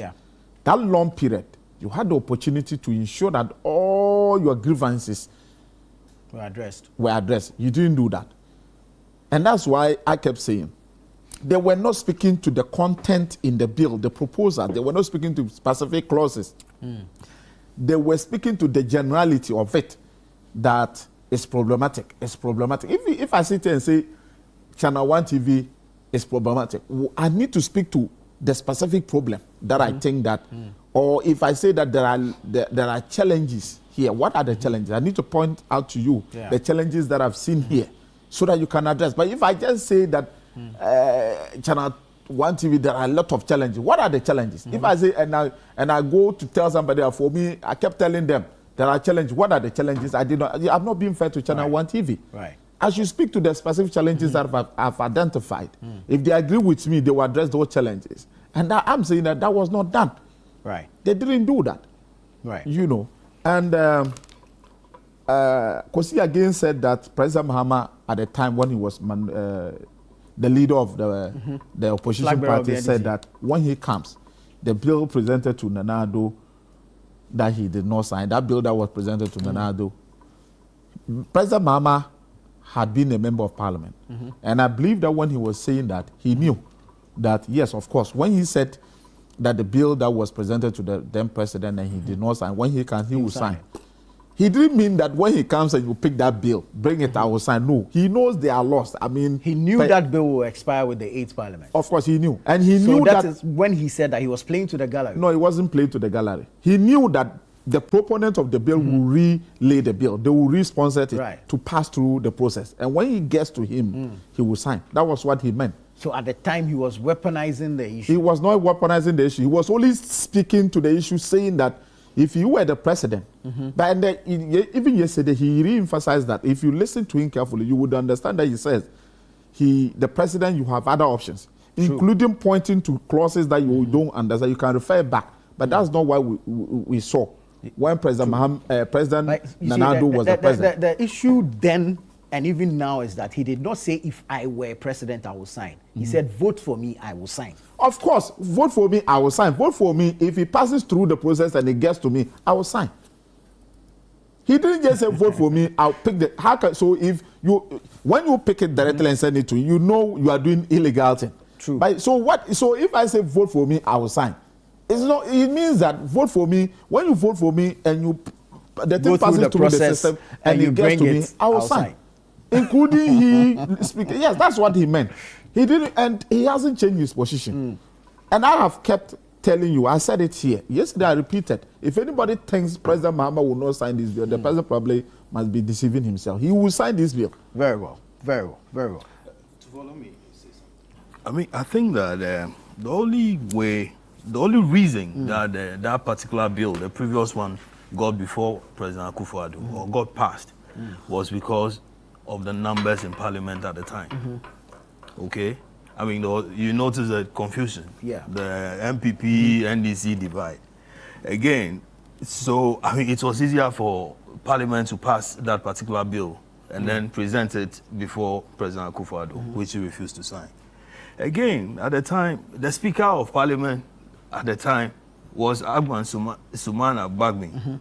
So again, I mean, the odds were against the President Akufo-Addo at the time. So then it came, or before even the bill could get to Parliament, letters were being issued. I think it went first, and then Bedi Etuo refused to receive it, and then later the letter went before Parliament that, listen, don't bring the bill here, okay? Because the cases in court had to be heard before. Oh no, but I think that rejection, I recall, we got some insider who told us, and so we did a story over that at the time, that the presidency was rejecting the bill. So we did the publication. I mean, people were trying to dispute it, and then later the letter then came, by which time they had, they had filed the processes in court, Amanda Odoe and then exactly, and then Richard Sky and so on. So before we got to that particular juncture, because because the MPP didn't have the numbers in Parliament, and also that the Speaker of Parliament at the time, exactly. But had we had, let's say, the numbers, you think they wouldn't have passed it? I doubt if it would have been passed, or whether we would have gotten to that particular position. Because clearly, I mean, people had taken an entrenched position, okay, that, hey, this is about, should Ghana pass that law, it was going to affect the economy in a certain way. And also, the argument were being made that Ghana was going through this, trying to get some monies from outside and so on, and that should you pass it, it was also going to affect some of those donor support. Donor support. Sure. So we got to where we got to because of some of But has that changed? Well, that hasn't changed really, and so people are kind of thinking that President Mahama is talking, he's speaking the way he's speaking because of now he's confronted with some of those situations again. Okay, particularly the donor support or our interaction with our bilateral, guys and so on. So that must be noted that the numbers, the speaker was what, and that has changed where NDC now has a majority in parliament and feel that they can also have their way, and the MPP feel that listen, you use this thing against us during the election, and so we are also going to deploy this. I noticed something about Tim Forjo where at the time he didn't go out, holding press conferences like he's doing now to say that, hey, President Akufo-Addo signed the thing, because we had done this. He's not doing that. He's rather saying that, it's hypocritical and that we should put the document before, because he's part of the proponents of the first bill in the 8th Parliament. He remains the same. Yes. And so he knows the details. Yeah, but when President Akufo-Addo refused it, he didn't go out doing press conference to say that, listen, President Akufo-Addo has to sign it. He didn't. Did he? Did he? He was an MPP MP. No, I'm asking, did he? He still is an MPP No, I mean, MP. quoting Kwesi Kwarteng, principles don't change because of the times. In his words, they are not seasonal. Yeah, but even now, he's not on President Mahama to sign a bill. He's still speaking to the bill as he did previously. I'm saying if the bill, I'm saying that the bill that he supported was passed. Yes. And I'm saying at the time when President Akufo-Addo refused to sign it, he should have organized press conference the same he's holding now to say that President Akufo-Addo signed it because now, I believe in that. Now he's holding press conferences on the bill. Yeah. Perhaps after that happens. Why are you using No, you see, because the two things are different. Then he was a proponent of the bill. Yeah. He saw the passage of the bill through. It got to the stage of the president's signature, and that didn't happen. Yeah. That he didn't speak to, granted. Same process has been initiated. We are still at the bill stage, not at the assenting stage. And so he's speaking to the bill as of now. Maybe we should grant him some room and see. That what? That's if what he will say if President Mahama delays in signing or refuses or fails to sign. No, but I mean, the argument has been that, hey, something. This thing is the same document, it's the same bill that we are talking about here, okay? And I'm saying that at the time when he did that, when he supported the other one, and then President Akufo-Addo refused to sign, he didn't say that, listen, President Akufo-Addo signed the thing because it's right.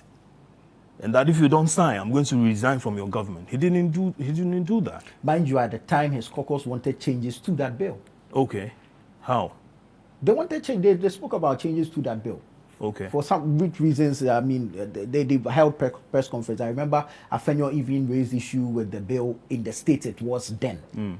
So perhaps that's why he didn't raise issue with the president of signing. It's okay. Right. Kwesi, kindly give me a few minutes. Let me take a quick break. I'll come to you and then you give us your final submission on this particular anti-LGBTQ plus bill. We see your messages. We'll take a break. When we come back, we'll read them. This is Breakfast Daily on Channel One Television. Stay with us. We'll be right back.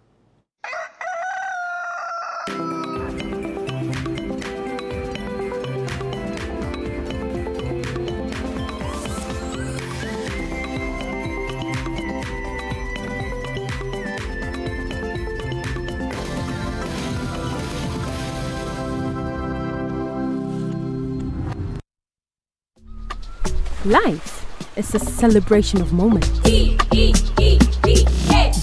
and small. The sun is scorching, I'm feeling the heat. With Piva Drink, every moment becomes a refreshing celebration. From the beach to your home, in every corner of your world. Piva Drink adds a burst of refreshment. Give me Piva cocktail and tangerine.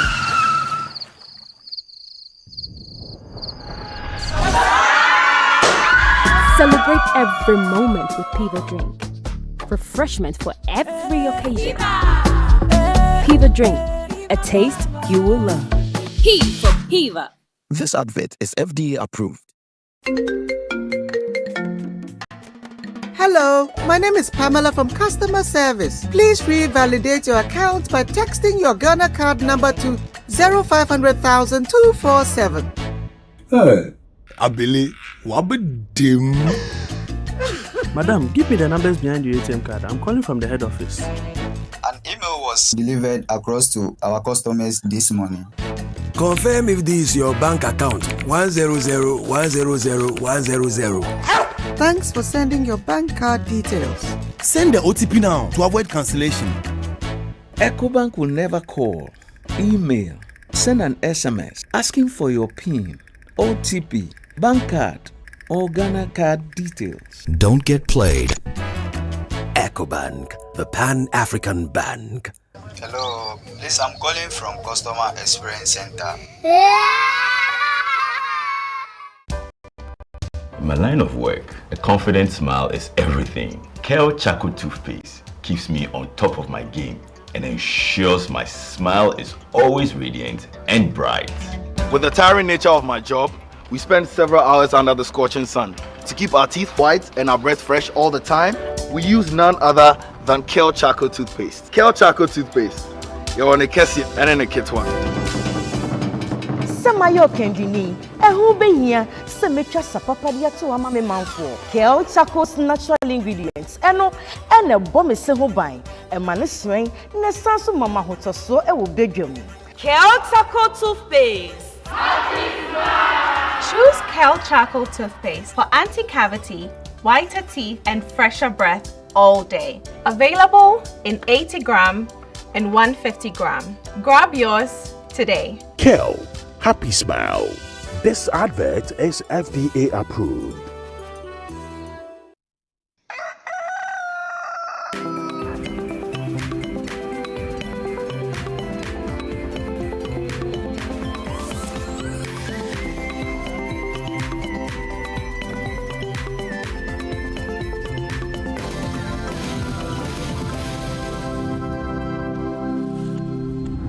You're welcome back. Thank you so much for staying with us. This is Breakfast Daily on Channel 1 Television. We're having the news review segment. The Honorable Adam Sukparu is here. Kwesi Kwarteng is here. Larry Dogbe is here. Let's hear from Kwesi Kwarteng on this matter of the anti-LGBTQ plus bill, and then we can move on to some other matters. I think the contention here has to do with the 9-6. I think if you listen to... but before I go into that, I want to react to what my two brothers have said. For clarity, I want to find out that the bill really got to President Akufo-Addo then. I'm talking about the old... I think the transmission didn't happen. It didn't happen. Because of the cease and desist letter from the secretary to the president. And largely also because of the Richard Delaskai's case, if you recall. And Dr. Amanda Odoi's case. They were in court to injunct the process. So it is not a case as though it got to his table and he did not sign. And but is it the case that he truncated a parliamentary process? I'm not sure of that. I don't have that briefing. Bro. But let's even assume that he even got to his table. I don't think the bill in his state then he would have signed. And even President Mahama wouldn't have also signed. I'm sure it's the more reason why he has watered down the impact of the bill and has made certain structural adjustments to the form and provisions of the bill. Because you see, the old bill was a bad law. Really? Yes. You see, bad laws, I mean, I'm going to show you certain provisions that indeed shows that it was bad law. You see, one of them was, there are provisions, for instance, where if an LGBT person comes to you as a medical person or a professional person, being a medical doctor, a lawyer, and he comes and tells you that, well, I mean, this is my disposition and sexual orientation. You are bound to report the person. There are instances that you are even bound not to even give your professional services to such a person and then report. But you see, that will also be against that individual, his or her fundamental right to seek help and even enshrined the Constitution on confidentiality matters and co. So clearly, I've demonstrated that it was a bad law. Bad laws have been passed in time past. I give you examples of slave trade. You know, slave trade was backward law. I give you example of apartheid. Apartheid was backward law. Penyarin and Co. has been backward law. Human sacrifice at some point in human history has been backward law. So there can be bad laws. Right. So the fact that, I mean, you are given a law must not necessarily mean that automatically that law ought to be passed. Yes, you also have to look at the realities of the moment then. If you recall, those were the times that we were doing 137, there were contention about whether it's 138 or 137, and whatever, because there was one independent issue. And you see, NDC had, even despite the fact that it was almost a hung parliament, NDC had an added advantage because they had a speaker on their side. So it was quite easy on their side to, and if you are in opposition, you are more united to come together and get the bill through. But clearly, Akufo-Addo couldn't have even signed if he has gotten to his table. Then I also want to make one point. Right. So, sorry, just a quick one on that, on Akufo-Addo, whether signing it and it was a bad. What was the constitutional obligation on him then? Sign or veto with reason, not so? Yes. But that's not what he did. If he didn't get to the table, on what basis will he be able to exercise his constitutional obligation? If he didn't get to the table, especially when there are also other constitutional litigation or constitutional going concerns on the same subject matter.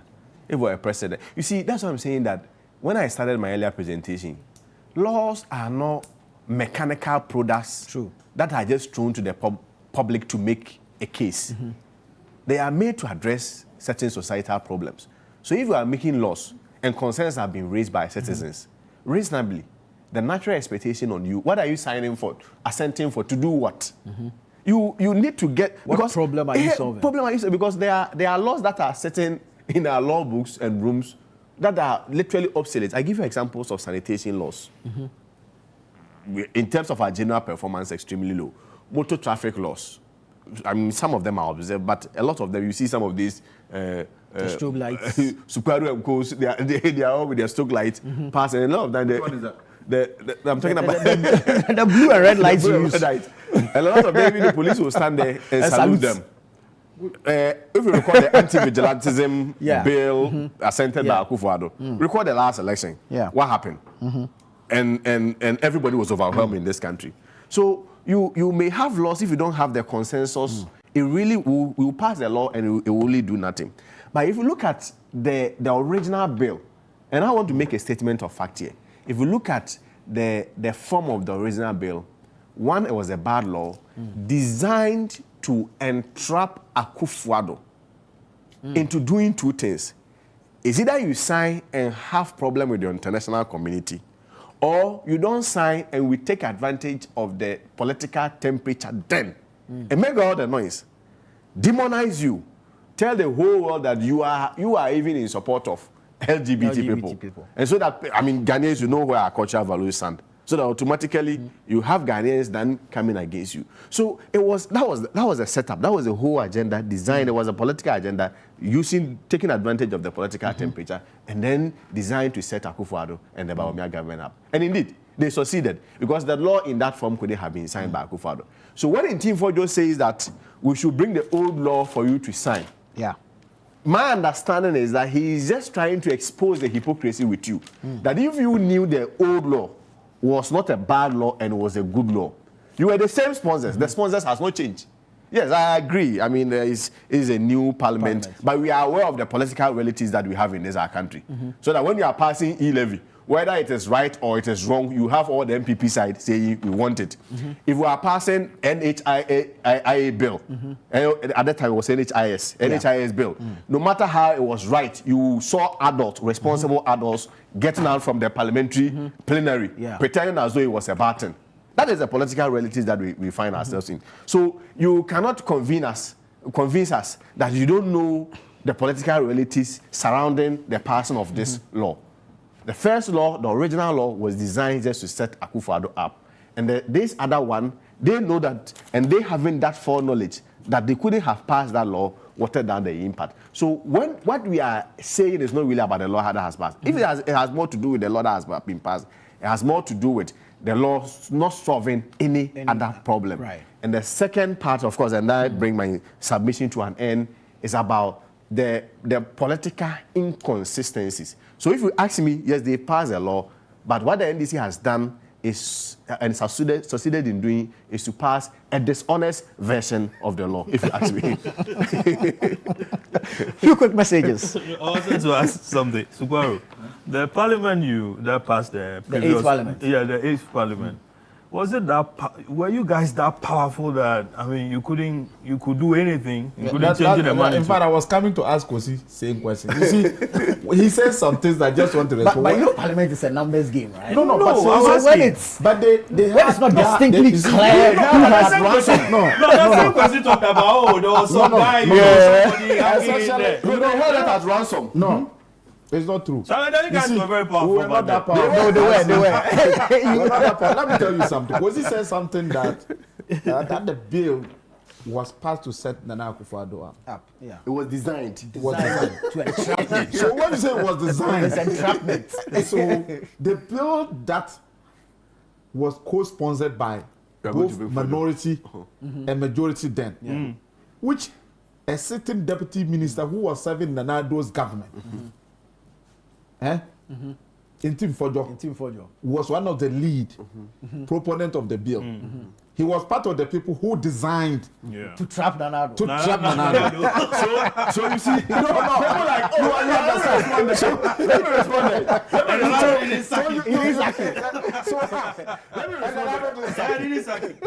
respond. Let me respond. The party didn't expel him. You see, let me respond. Ntim Fojo was part of the people. Let me respond. Who set a trap for Nana Addo? How? Let me. The bill was not, the proposal was not put together by NDC. Let him respond to that quickly. No, you see, the fact that Ntim Fojo was part of, the sponsors, does not automatically mean that he agrees with every provision of the bill. It is a more reason why.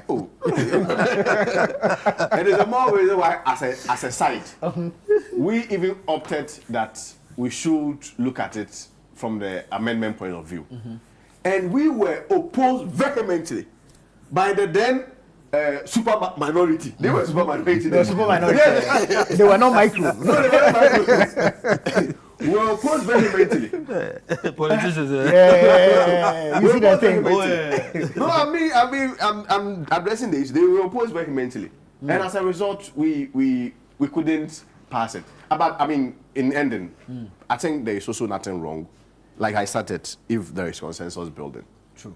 Ultimately, the bill, when it's passed into an act or law, is going to be embraced by Ghanaians. If we don't have that consensus, we are going to have problem with it. Unless, of course, they want to make a case that, well, we've passed it. Please the religious community, satisfy the religious community, and pretend as though they fixed a problem, which in fact, there's no problem that has been fixed. Let's make it more enhanced, and then we'll be able to... Very well. So for me, I would agree with him that, listen, we shouldn't have been debating this thing at this time, looking at how controversial this bill has been. You get it? So you need consensus, around it. So what prevented the let's say, majority, for instance, starting some discussion around the thing, that you could even plant a story in the media, saying, "Oh, this thing is going to be discussed." Then people's attention, will go on it. The religious argument is being used by the speaker, Gbagbo. That, hey, something, the religious organizations wanted to make an input. The international community also wanted to make an input, I think, and so many other bodies wanted interest to make groups and all. Exactly. We could have done this thing long before the bill will get to, for the final reading and then the passage and so on. But to a point where we are now having to discuss that, and then the speaker is reminding us of, that particular thing, I get a bit uncomfortable with it. Very well. They want us to look bad. They want the people to look bad. A few quick messages. Good morning, Nana. Is Superi saying laws enacted by the 8th Parliament are null and void? This is Alankwe Papa from Jalo. Educate the person. I'm not the one saying. That's not him saying it. There are amendments that can be made to them. But of course, laws that are not assented, or bills that are not assented to by the president will expire with the parliament. So practically they were not even lost. Yeah, they were not lost. Yeah, they were bills. That's it. Good morning, I am Eben from Kwabenya. If Honorable Fojo thinks misinforming the public can add any votes to the MPP come next elections, then he needs to come again because the voter knows best. And he sends a lot of greetings to Julius Debra, Peter Kosimansa, MC Akpo. He didn't greet us. He didn't greet us. He's giving shout outs. Ali, Eben, why? Are you paying for breakfast? You are not paying for anything. You come to be greeted. That's well. This one says, good morning, I am Okain from Bantama in the Sena West District. We need Ghanaians to open their eyes to the double standards being played by the NDC here. When this matter first came up, the MPP was the first to demand amendments to get a balanced, solid legislation. What did the NDC do? They politicized it, insulted our leaders, and weaponized the bill against us. But what do we see today? The NDC has heavily altered the original bill by deleting 22 clauses and adding 31 new ones. It turns out their holier than thou attitude was just a political trick to win votes. Ghanaians can now clearly see who's truly sincere about this fight. Good morning. This is Abdul Ganiu Mankarigu from Savannah region. Based on President Mahama's remarks in the UK, I believe it will be very difficult for this bill to receive assent. However, before any final decision is made, it may have to be reconsidered by Parliament. Mark my words, the NDC's haste in handling this matter could end up creating even bigger challenges for their own government. Aminu from Nsawam says the NDC as a government is gradually losing credibility. The attitude they showed in opposition against President Akufo-Addo over the LGBTQ plus bill versus their attitude towards the same bill today in government is very disappointing. What was wrong with the President Akufo-Addo Parliament or asking Parliament to amend the bill before assent? If the bill was good enough, then why are they now making about 31 amendments for President Mahama to sign instead of sending the same bill President Akufo-Addo will see? President Akufo-Addo didn't ask for amendment, or yeah, he said there were court cases. Yes, he said there were court cases. Let's be clear on that. And now everything he pointed at the court. When the law is the law. The law is the law. He was respecting the rights of citizens. Good morning, host. If NPP wanted to bring LGBTQ plus into law, they could have done so as they did to e-levy when majority of Ghanaians were against it. They found a way out. Edward from Adenta sends that one in. Bismarck from Ho says, good morning, Channel 1. Please tell Kwesi to contribute. I'm listening because of him. Okay. Good morning, Anna. I disagree with the deputy minister. Yeah, this is earlier. Yeah. Let's stop the politics now and speak to the reality. The NDC government has disappointed Ghanaians already. Okay, this one says, good morning to you, Nanatu, for your panel. Please, the MPP communicator should understand that Akufo-Addo was just not willing to sign the bill and that they had every opportunity to make amends to the bill before they execute the passage, which they never did. Okay, all right, let's move to this matter of perennial flooding. I still struggle to understand why Accra is flooding when there have been years of experience and lessons should have been learned and mitigating measures be put in place. Becoming worse than before. Exactly. And population is growing, and then there's climate change. We need to deal with that. Besides that, but there is the human factor. Oh yeah, that's also there. And then the human factor should include the lack of punishment. Thank you. You get it. Very often what you hear is, oh, we are all the same, we are not disciplined. No, I mean, there's a reason why laws are made to regulate human behavior. Now, people are put in charge to, ensure that I enforce those laws. Now, if somebody fails to enforce the law, then the problem that the law sought to correct will be staring us in the face. Yeah. Okay. One of the things you sent us was about a certain institution that is talking about the Ghana Institution of Engineering. Exactly, re-engineering, the society and so on. Yeah. Now, there's something I noticed that very often the people who do gutters and so on, it's like anybody at all is given the job to do. Yeah. And it's mostly, Super, correct me if I'm wrong, it's mostly politically driven. Contracts, party boys, so and so. And so then the quality of work is always missing. Now the rains come and the gutter or the size of it, the drainage exactly, can't hold the water. Okay, that is one. And then another thing is where the refuse, they say, oh, collect the refuse. Why you collect it? Why are you taking it? Okay. So people are even waiting for the rains to come, and then they are looking over their shoulders and then dumping the poly bags and all those waste into the rainwater, thinking that it is hot enough to melt it. You get it? So I mean, look, Domi. See where Domi is. Domi usually wouldn't be flooded, but suddenly Domi Pillar 2, Christian Village and all that flooded. Yesterday I spoke to a friend of mine who lives in that area. He says, listen, the amount of human excreta that came to his home. Wow. That the whole place was flooded. I mean, everything of his is destroyed. He's calling Abuboya upon Abuboya to come and cut those things away while trying to clean the place. But you know, the human excreta that came to his home, he couldn't believe it. And this is Domi for you. Yeah, that's terrible. Okay, Alajo used to be, you know, bad, but then President Kufuor, you know, did the Alajo drainage, a huge one like that, and I mean, so Alajo, you know, has been taken care of. How about the other areas as well? Can we do something about them too? Yeah, I think that we need to act smart. Quick thoughts on this issue of flooding and how we can address it. Flooding. Are we doomed? Just your reaction there. Don't say that. It's become like a birthday celebration.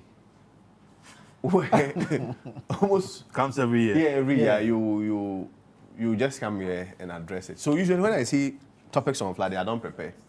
I don't read about it because I know I can use the notes of the previous years. You already have the template. Yes, and subsequently to it will almost be the same. You know, 1969, there was a flood in Accra. Daily Graphic reported it. And I have come to the conclusion that the problem is not really only attitude now. As for attitude, you see, development decisions are not left to the attitude of citizens. They are based on decisions by institutions. It's just like when people say that maintenance culture and co. I have come to learn that there is no country that has a maintenance culture. What they have is maintenance person, a maintenance budget, and people to enforce laws on maintenance. It's the same thing that can be likened to the flood issues. You don't leave people that, oh, don't throw rubbish here, don't do this here. No, you need to have a compliance and enforcement. But most importantly, I say the problem is more structured because I think even if you look at generally our engineering setup, I'm not an engineer, but even from the lay observation, you realize that everything is not well. There's a fundamental problem even with our engineering setup. When it comes to enforcement, last time I was on TV with one guy from NADMO, one of their directors, and he said that, oh, the National Assemblies don't have cars to even go to the inspect sites where people are building. And I said that when we are building, usually it happened to me, they will come and write stop work. Then you use the back door to go and see them at the office. That one, they have cars to come and visit and write the stop work there. And I've also learned that now people can even write the stop work for themselves. So when you're passing out like, but when did I visit this building? So they know that people come there, don't go there and worry them again. And then they have teams within the assembly. They have teams within the assembly. So they will go and do inspection. Those people have gone there, so please don't go there. So you can apply for permits, and they won't give you. And then they will later come and write on the wall and say produce permits. So I believe that I think we maybe subsequently, just like the 24-hour economy became a topical issue in the last election, fear SHS became a topical issue. Probably matters like road accident or road safety is a matter that is very dear to me. And issues of flooding. I'm sure the media should engineer that conversation so that it becomes a topical conversation for the 2028 election. And let's see leadership. There are pragmatic solutions on that. And I think in all honesty, we must also admit that if we really understand the problem of flooding and want to solve it, these are millions of cities. Probably, I mean, I have been an advocate that the Goldfields mines, this time they shouldn't renew it, they should give it to a local or indigenous company. When he mines, probably we some can commitments towards. We can have some level of agreement, just like we wanted to have with this President Kufuor this time. Was it the Sino Hydro project? We can have certain projects like that. You mine this, but when it comes to the architectural and engineering works that addresses flooding. The company does one thing. Of course, I'm pushing for a local indigenous company. Maybe let's look at that. Starting from Accra, subsequently we know Kumasi, Takoradi, Tamale, and Co. So that we know that there is a source of fund to address this flooding issues, whether it's on compliance, whether it's on enforcement, whether it's on engineering, whether it's on landscaping, whether it's on architecture. Other than that, we'll be talking about flooding, we'll be talking about attitudinal. At the end of the day, we won't solve any problem. Do you notice they're talking about how we are concretizing almost every available space? And it's our houses, even our houses. Now everybody it's not become an elite mentality. Cut every tree, you know, just put concrete everywhere. And tiles. These are the tiles on top. Honorable, how do we address this flooding situation? I'm sure he's responding to some memo from the ministry. Is it LGBTQ? No. Communication for. I think every year, like Kosi said, we as a country, I think we make this flooding issue to become like a yearly issue. We shouldn't be so. You see, we are in June, and we are discussing flooding. I believe that when the rains stop, the discussion about flooding will also stop. It is because we, as a country, we decided to make it a seasonal conversation. And we are not tackling it as any other problem as a country as we do always. If we, as a country, tackle it from the point of a policy direction, which has to do with the permit issuance, also as citizens, what are we also doing to ensure that there will not be flooding? That is, we should also respect the laws. Be law-abiding citizens. When you know deep down where somebody is selling a plot of land to you, happens to be a waterways. Yet, because of the cheap nature of the land, you decided to acquire that land and fill it to a point that you think you can put up a building. Forgetting that when you build that house, it will certainly rain. And when it rains, there must be movement of water. Where do you expect that water to pass? You are blocking a waterways just because you want to put up a building. You are not looking at when it rains and water doesn't get a place to pass. A lot of people, properties will be destroyed by your actions. And that is why I said it is two ways. The policy direction, government has to be very hard on persons who are compromising with issuance of permit. Persons I think the president spoke on that. Yes. Persons who would deliberately visit the site know very well that this place has been earmarked for purposes of either to construct a reservation, to construct a drainage. Yet you see somebody putting up a building that because the person is going to give you something small in an envelope, you would take that. Come again? An envelope? I don't know. White or brown? No, the white is lighter. Brown is heavy. Okay. You decide to take this that. Is experience, eh? No. You decide to take that from the person and then subject the entire area to a serious problem. Because when it rains, the water will not get a place to pass, and then the entire place will be flooded. Somebody who genuinely got permit and built at the right place, who shouldn't have been affected by the flood. Because of your action, that person is now in trouble. So it's a problem. Couldn't this thing be addressed look by at, I saw a video. our land tenure system? Yes. So look at it. And now, planning, special planning. Now the most dangerous aspect. It takes forever. The most dangerous aspect. The cost of goods and services the most are going dangerous up. aspect. Is this. Please, and land on this for me. We've run out of time. You will see persons who probably are affiliated to political parties, but because you are a member of my party, and my party happens to be in government, you can go and do a wrong thing and think that you must be backed by the party.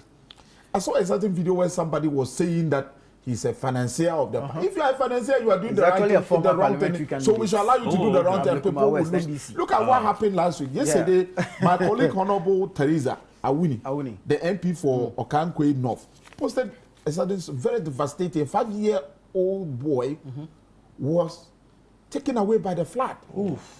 Unfortunate. Somebody's action. We have to leave it here. Someone will sit somewhere and say, because I am a financier of the... If you are a financier of the party, are you a financier of the country? Even if you are a financier of this country and you are doing the wrong thing, we must stop you. Thank you, Honorable Shikaru. Thank you, Kwesi Kwarteng. Thank you, Larry Dogbe. This has been the news review segment on Breakfast Daily.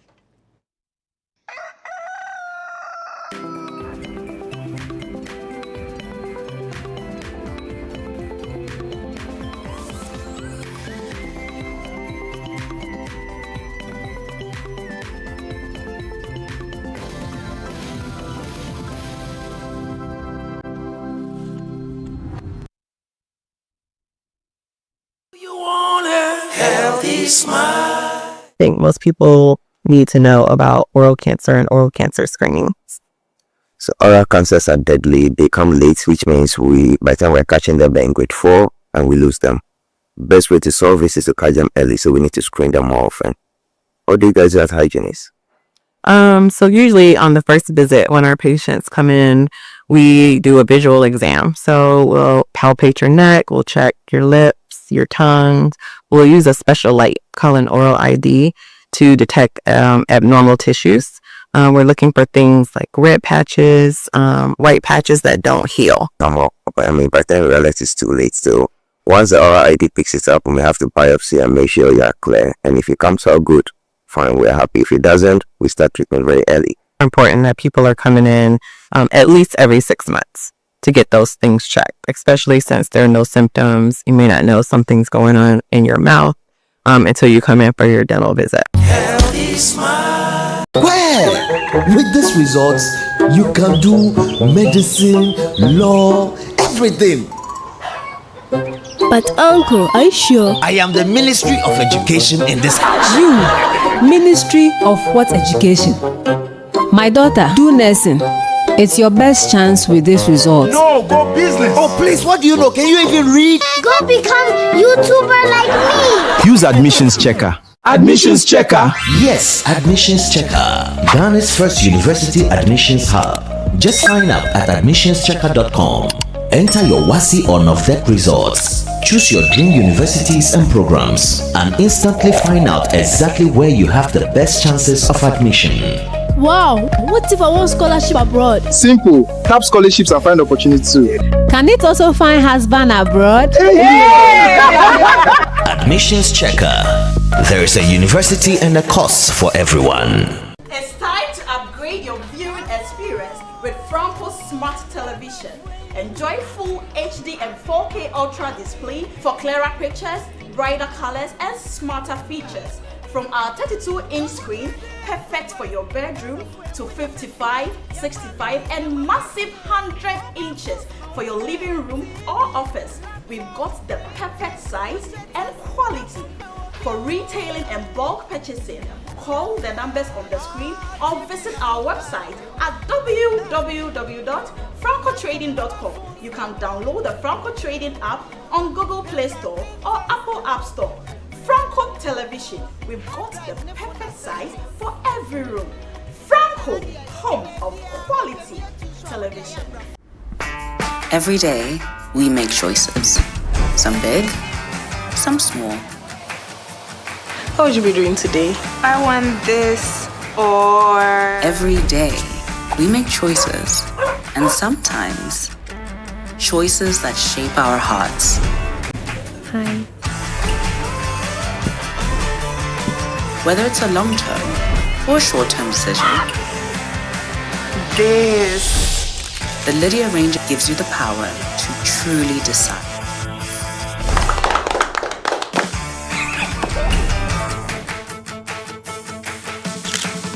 With Lydia, you truly decide.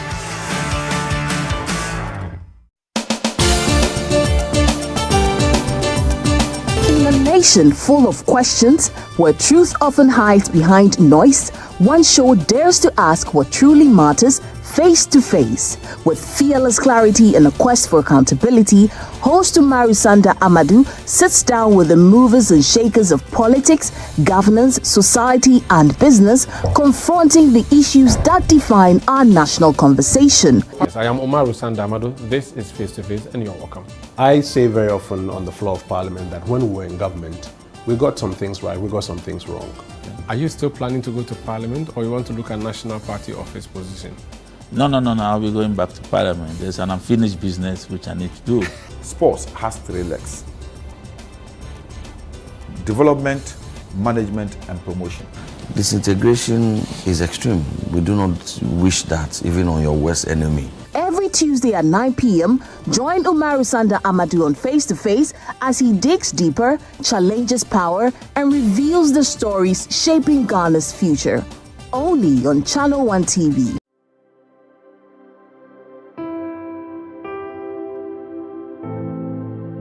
The story of the prodigal son reminds us that no matter how far we wander, there's always a path back to purpose. Join us on Lifeline as we explore how to rise from setbacks, rediscover your calling, and embrace a fresh start. Joel chapter 2:25, I will restore to you the years that the cankerworm, the palmerworm, the caterpillar, and the locust have eaten. We see the story of Job, where he was reduced to nothing, a wealthy man. He was the wealthiest in the East. One day he loses everything, loses his health, loses his family, loses his marriage, loses his dignity, loses his honor. He's lost everything. But the Bible says, and the Lord restored the fortunes of Job and gave him double for his trouble.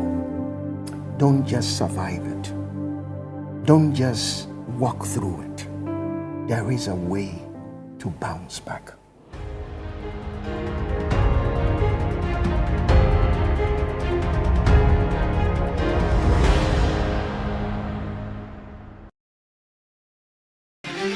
This is where stories rise, where strength speaks, and legends are born. Out of hundreds of entries, they emerged as the 10 Channel One community legends of the 2026 cohort. You're 14 years, you're among, people who are... My name is Deyuzumina Entry, 32. The someone is from Western Lot, Sefi Adofwa. We have it that wherever you travel to, home is home. 10 Channel One community legends, 10 powerful journeys, one platform to inspire a nation, from hustle to impact, from struggle to success. Watch them tell it all. In a place where almost nothing is available. I have a foundation called Grace on Duty Foundation. Whatever they are going through is part of the struggle. That should even give them the motivation to learn. Because I'm a game changer wherever I go. The Channel One community legends, next level stories, real people, real power, real glory. Stay tuned and be inspired only on Channel One TV.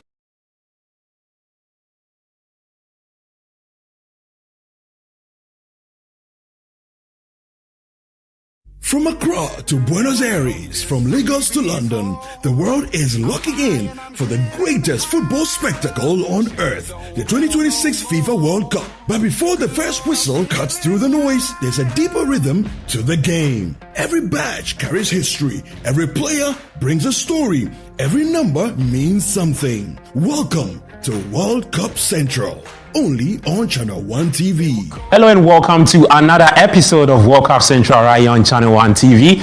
Your home of football intelligence with African energy and global perspective. We're taking you beyond the highlights, from powerful eye-opening stats to sharp breakdowns of every qualified nation to insights that change how you see the beautiful game. Their first appearance was in 1930 and their best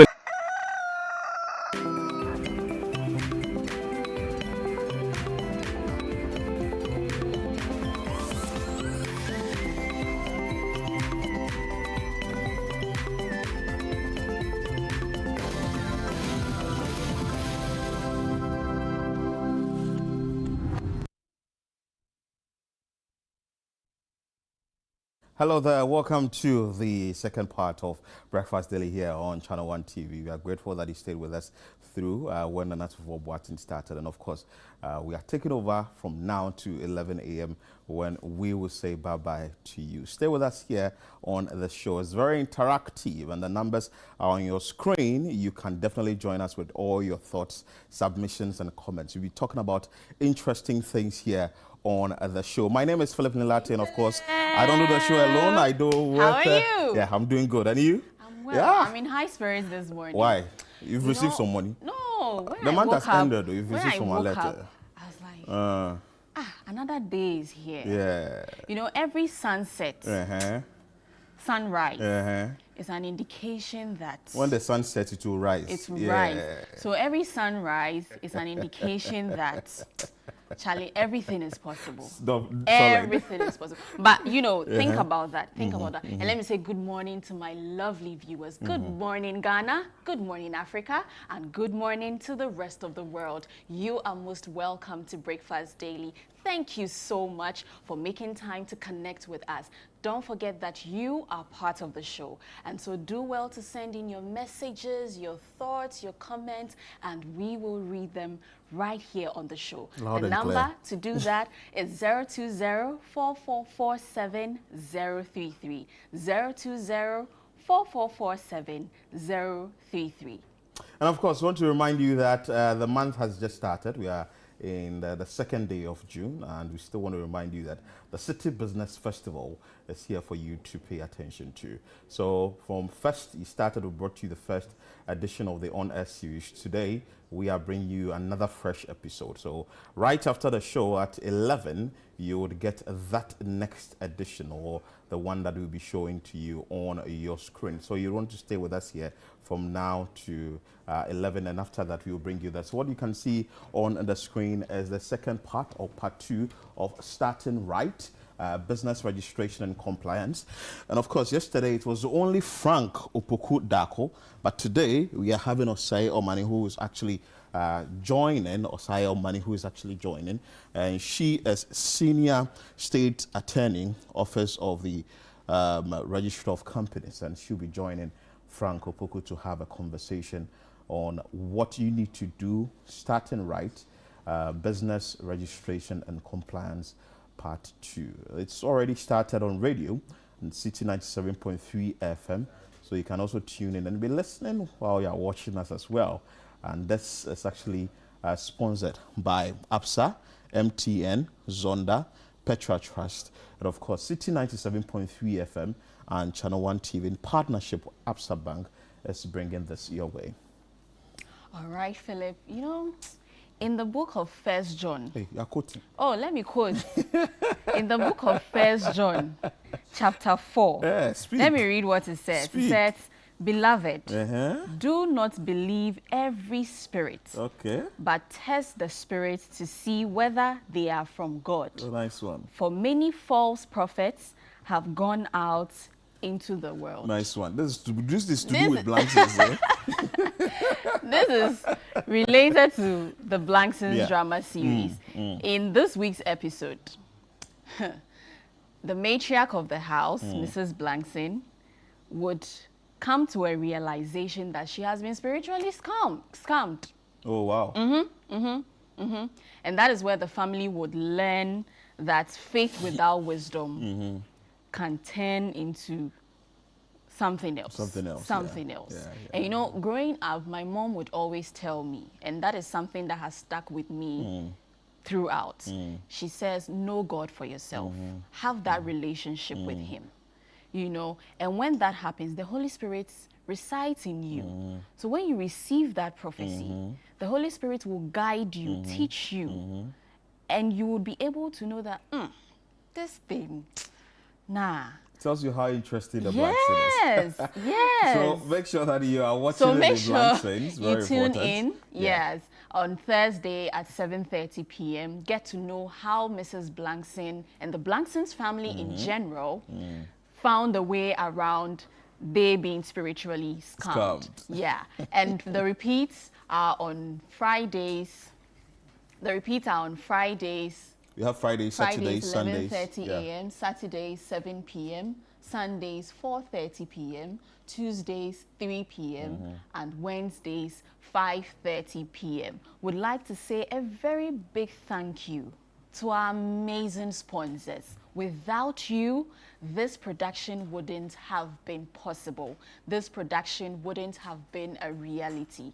So thank you so much to NASCO Electronics. Thank you so much to Lizzie Shiton. Philip, I tried this Shiton.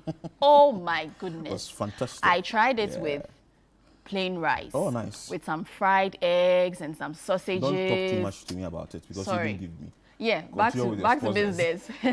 So, Lizzie Shiton, we have out insecticide spray. It will keep the mosquitoes away. Yeah. So, in the rainy season is here. You actually need the out. You need it. You need it. Out insecticide spray. Everpack. Oh, we couldn't have done this without you. And of course, Lily. So the rice I had with the Lizzie Shiton was Lily rice. So yeah, thank you so much, Lily Rice, and all of our amazing sponsors, Everpack, Out Insecticide Spray, Lizzie Shiton, and NASCO Electronics. Thank you for holding us down. Beautiful. And this house-made food for you in a way. This is like produced from Channel One TV. So it's something we've produced for you so you can enjoy. Let's talk about the World Cup Central. Let's talk about the World Cup Central, which is very important. The list is out. Maybe later on the show, we're having conversation with the sports team and we're finding out from them who made it into the list or onto the list and who is out and all that. We understand some few guys are out, but definitely when the sports guys join us. But in order for you to get more just like this on Fridays, tune in to Channel One TV at 3 p.m.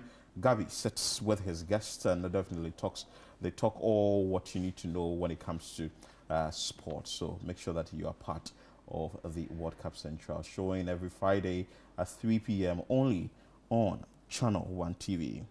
And now the Channel One News app. Yes. Please, I want to know, dear viewers, why haven't you downloaded the Channel One News app? What exactly are you waiting for? Tell me. Because maybe they tell you in the comment section. Yeah, send me a message. Tell me why you haven't downloaded the Channel One News app. Because you are missing out on a lot. You are missing out on so much. All of the things that Philip is talking about, World Cup Central, you would find it there on Channel One News app. All the information you need to know about the World Cup is right there. Just download it. I beg you, go to the Google Play Store. You have a tablet, you have a phone, you have a laptop. Go to the Google Play Store. Download the Channel One News app. It's user-friendly.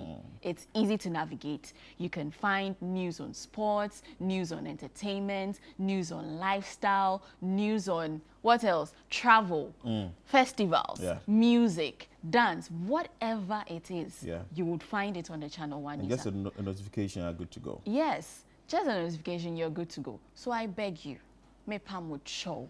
Download the Channel One News app. For me, download it.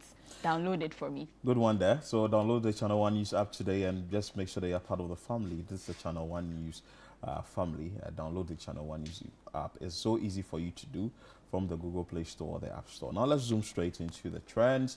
And all things are trending. What have you heard? There's one coming from the Ministry of Foreign Affairs. They're actually warning people. They're actually cautioning citizens that that caution actually began yesterday. Yeah. That if you do not have anything important to do in South Africa, just to summarize it, you do not go there. Do not Philip, go there. Even if you have something important to do, at this point in time, please don't go there. You should cancel it. Yeah. Postpone it or something. Postpone it. The xenophobic attack. Thank God for technology. Yeah. You can, if it's a meeting, you can arrange it on Zoom. We have the statement for you. We can read the statement out for you. That's all you can see on the screen. It's travel advisory. The government of the Republic of Ghana has observed with great concern the increasing xenophobic attack in South Africa targeted at Africans by groups presenting themselves as anti-immigrant vigilantes, which have resulted in degrees of injuries, closure and takeover of businesses, looting and loss of properties. The Mahama administration has taken a number of steps, including conveying formal protest at the highest diplomatic level, summoning the South African Acting High Commissioner in Accra, petitioning the African Union and evacuating our nationals. The government of Ghana hereby advises Ghanaian nationals to exercise extreme caution in their travel plans and avoid non-essential travel to South Africa until further notice. Ghanaian nationals in the country are urged to maintain regular contact with the Ghana High Commission for consular services. The government of the Republic of Ghana will continue to collaborate with the relevant authorities of the Republic of South Africa to facilitate the evacuation of Ghanaian nationals to ensure their safety. In the meantime, the government of the Republic of Ghana wishes to call on the government of the Republic of South Africa to provide adequate security for targeted groups of Africans in its territory and take measures to enforce law and order in the spirit of genuine Pan-Africanism and African integration. The government of the Republic of Ghana reiterates its commitment in prioritizing the welfare of Ghanaian nationals home and abroad. We understand that some jobs have also been put out there for individuals who have been brought to the country and all that. I think it's a step in the right direction. And some 600 Ghanaians have also expressed interest in being evacuated from South Africa to the country. So waiting already. We've had 300 coming to the country. And some 600 are waiting to evacuate us. So I think I'm glad they are doing some good jobs. Jobs have been created for some 120 people. And we hope that the others would also find, because trust me, when you come into the country in this circumstance, it's very difficult to get a job. It's very difficult to fit into the society, and so the government of Ghana is doing well. It's a good step, and please, if you don't have anything to do, important, if you don't have anything important to do, don't go there. And have your meetings on Zoom. And the fact that people will now have to integrate themselves and get themselves into the society and all that, what the government has put in place. I think I saw somewhere that individuals, organizations who are willing to offer jobs should also get in touch with the Foreign Affairs Ministry and the kind of jobs they would want to give to these individuals who have been brought, or the returnees, let me put it that way. So I think it's a step in the direction, in the right clearly direction. the government of Ghana is doing everything in its power to help, and so let's help government help us. Of course. Don't make things difficult. It's very difficult staying in someone's country and all of a sudden you have to be evacuated, or you have to be brought in by your government. Well, this sad, but I think we all need to learn from this. I keep saying that you need to develop your country. You need to develop something within your country, because if you'd want to go to someone else's country and you want to develop there, now that you've had issues, certainly you have to be brought to the country. You understand? So we should find ways and means and see how best we can be able to help ourselves and also help the country. And the country too, the people that we voted for you, must use the taxes to develop the country so that unemployment rate can be very low. This morning I was listening else somewhere, and they said the unemployment rate in South Africa is very high. Yes, it's the highest in Africa. And this is somebody who is a Ghanaian who has gone to stay in South Africa, and he's been there the better part of his life, but just that he's a legal citizen, or he went there through legal means. And he says that the people that the South Africans are against are people who enter the country through illegal means. So they'll definitely come after you. And he cited an example, like if you go to their CBD, like you go to Makola, you would find most of the people who are selling there being foreigners. That is why they are now angry. Like, no, you are taking whatever you are taking from us, and we need to take it back. But maybe they are not doing it the right way. So that is it. So make sure you develop yourself, because Ghana and home is home. You can never run away. There's no place wherever like you go, you definitely still come back. There's no place like home. There are comments. Let's read the comments. What on social media the Foreign Affairs Ministry has put out there. Let's bring in these comments. Amelekene says, as Africans, we can banter online, but what is happening in South Africa is truly heartbreaking indeed. Ghana has taken a good stand. I hope other African countries can do same. And this one says, so you want South Africa to continue harboring illegal foreigners? We hope to. They must hurry up while they are at it. Okay. Standing for Justice says, good, they must advise their citizens not to come here. We need to deal with our problems away from visitors. We will call them once we are sorted. We promise. Ianos Worldwide says, your people stood in front of the world and admitted to coming to SA with visitor visas, then overstaying and abusing our asylum system. Yet you're still the victims. Ghanaians, it's been good while it lasted. But yeah, we good. We'll never be on the same page ever again. Boy Berlin says, only I know how proud I feel as this administration is showing great concern about the safety of us, those in the diaspora. What else could we ask for? Eric Boateng GH says, forgive your enemies, but never forget their name. Yeah, so that is interesting, and like you see, one of the messages you read made mention of the fact that now should we accept illegal immigrants into our country? You see, so they have concerns that they are raising there, but like it's been said, do not go there for now.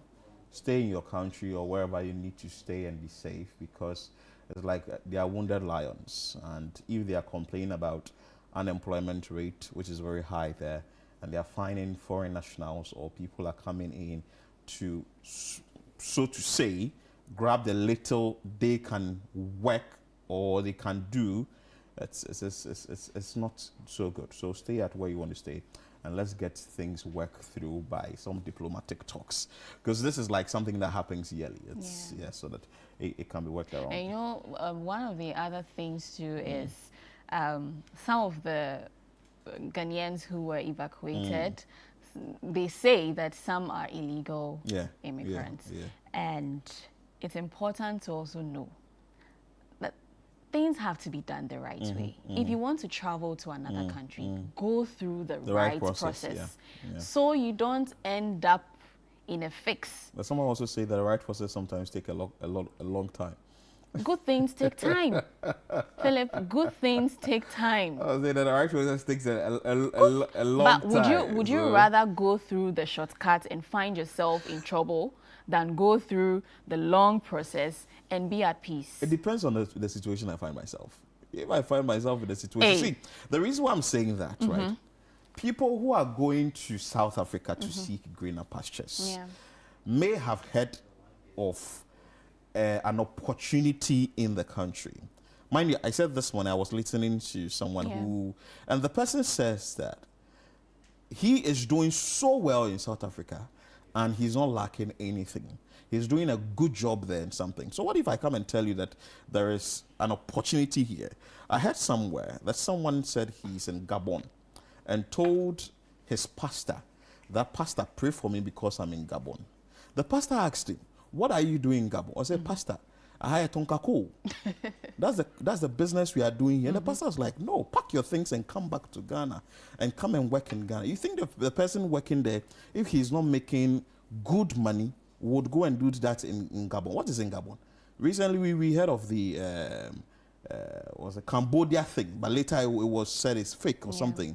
Why would somebody move from his motherland or her motherland and go to someone else's country just to see greener pastures? That's why we are all struggling. Yes, but you still have to do it the right way, So Philip. How many people will do it the right way? How many people have gone to the UK, the US, and you've not heard that they've used desert? They've used Spain. How did they end up? There have been people who have gone there. That's not to stretch the conversation, but there have been people who have gone there and they'll come and say their success story. Say, "Me fan say, and I've been successful." But the fact that it worked for someone doesn't mean it will work for you. Thing. So once it has worked for you, I'm just trying to play the devil's advocate for the reason why someone would take the illegal route and want to enter into something, because you have done it. I want to do it. Whatever comes out of it, that is it. Because as I am here now, I'm hungry. And I don't know if you've been hungry before. If you've been hungry before, you know that you need to take certain drastic actions. You try hunger for 3 days. Stay, you say, give up and see. So let's go on. I understand the Black Star squad list has been announced, but definitely we will bring you that when the sports guys come in here. We delving deeper into all that. So I think we would have to skip that and come to the LGBT. This thing. Tell us about the LGBT this thing. Oh. Yesterday, the minority held a press conference. Yes. Yeah. So. And the speaker also said something that he didn't ask them. I didn't ask you to pass the bill. But you see, I said let it be in the consideration stage. To what end, Philip? Well. Sometimes you didn't tell them that. Okay, go through this in the consideration stage and leave it at that. When I come in, we'll look at other things to consider per the bill. Yeah. Sometimes you want your dad. If you just leave it open like that. You want your dad to do something, and your dad says that, oh, the only so mommy, just do it while I'm away. By the time your dad comes back, you've done it, because you don't want the thing to go through. But anyway, but Phil, your mom wants to make a pot of stew and says, cut the onions, cut tomatoes for me, the garlic, everything. In your mind, you know she wants to make stew. Yes. And so you would go ahead and make the stew. That's it. And that's what he did. So now the president has also made a comment on it. John Dramani Mahama yesterday was asked when he was in UK, and there's a Chatham House in the UK. So President John Dramani Mahama has indicated that the recent passed Human Sexual Rights and Family Value Bill 2025, popularly known as the Anti-LGBTQ+ bill, still has a long way to go before it can become a law. Let's bring you that video from the president. There have been a few issues raised. One, that there wasn't quorum when it was passed. That's an issue that has come up. And then two, there were some procedural lapses in terms of its passage. I just got some communication that the speaker was reading a statement to address the issue of the lapses in the passage of the bill. And so, like I said, when I was the opposition leader, the president has a number of options in this matter. It must come for assent. And so once the president gets it, you go through it, because you are not part of the discussion in Parliament. And so the legal representative, the legal counsel in the presidency and the Attorney General would sit on it, because it was a private member's motion. Right. This was not a government bill. And so we'll look at it and make sure that everything is in order before the president is advised to assent. The president has another option. If there are some things that he thinks are a problem, he can refer to the Council of State for advice. The Council of State is an advisory body to the president, and so they will take a look at it, and then they will advise the president. And if there are issues, substantial issues that are raised, the president would return the bill to Parliament, indicating exactly what the issues are. There have been a few issues raised. One, that there wasn't... Yeah, so you heard the president, and he speaking during a question and answer session at Chatham House in the UK on Monday, June 1. President Mahama said several procedural and legal issues surrounding the bill must first be addressed before any decision is taken on a presidential assent. So people are also arguing that it's going to go a long way. Are you going to assent to it or not? Is it going to be like all the previous administration. But I mean, once his advisory board, which is the Council of State, advises him as to what to do and what not to do, then we'll make headway. Well, the minority also argues that this bill is not what they were presenting to former President Akufo-Addo. So it's a dicey thing. Let's bring you comments, what people are saying about this. Isaac Wire says he can't sign it. Who told you? He's not said that. Are you sure? He's not said that. He just said it has to go to his Council of State. Sani Mohammed Abacha says, but is he not the president? Yes, he is, but he's not an island. Yeah. He works with a team. Exactly. So it has to go through a process. Yeah. Felix Ofosu Ochre says, senior communicator. The senior communicator. Ohinimba says, will you sign chairman? Nice way of running from yes or no. He's not running away from it. Well. He just works with a team. And in working in a team, it's important to hear from other members of the team, which is his Council of State and the AG. So he has two options, yeah? So whoever he sends it to, they advise him, okay, this is good, this is that. You do the necessary adjustments, and then he will pass the bill. Anyway, there's a summary of it on citynewsroom.com or Channel 1 News Online. You can read the summary of what really the first bill is, or the details, and the second bill, and you know what the issues are in there and the reason why the minority is raising concerns and the majority is sort of quiet about it. The president is also saying that there are procedural and legal issues with it. So you can read it for yourself and get to know details of that. For now, let's bring you the video of the day.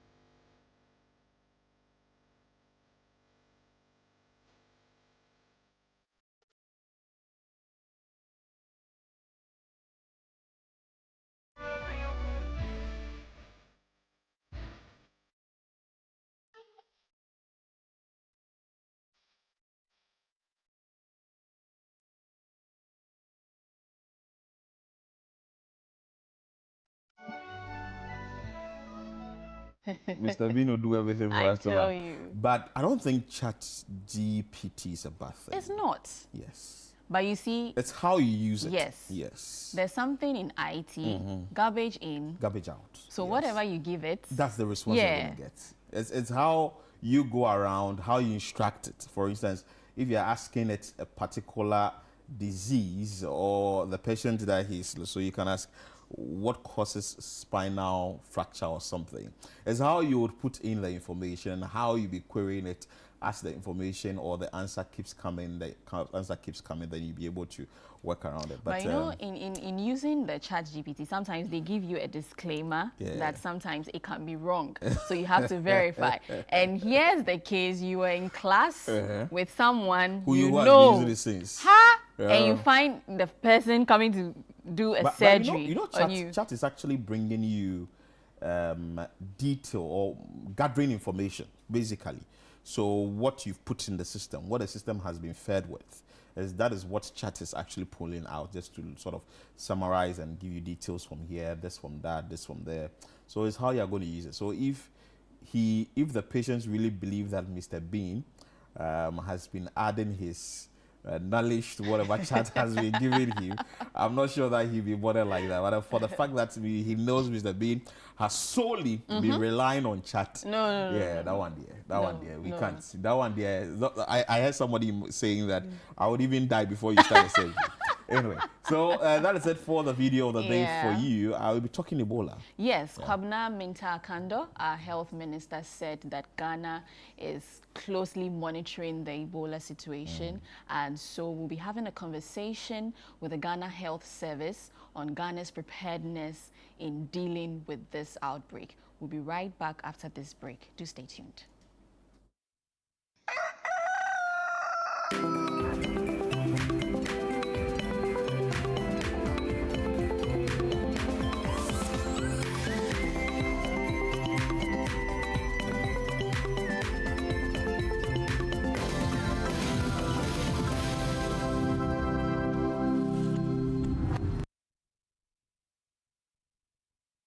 From across voice, there's a deeper rhythm to the game. Every badge carries history. Every player brings a story. Every number means something. Welcome to World Cup Central, only on Channel One TV. Hello and welcome to another episode of World Cup Central right on Channel One TV.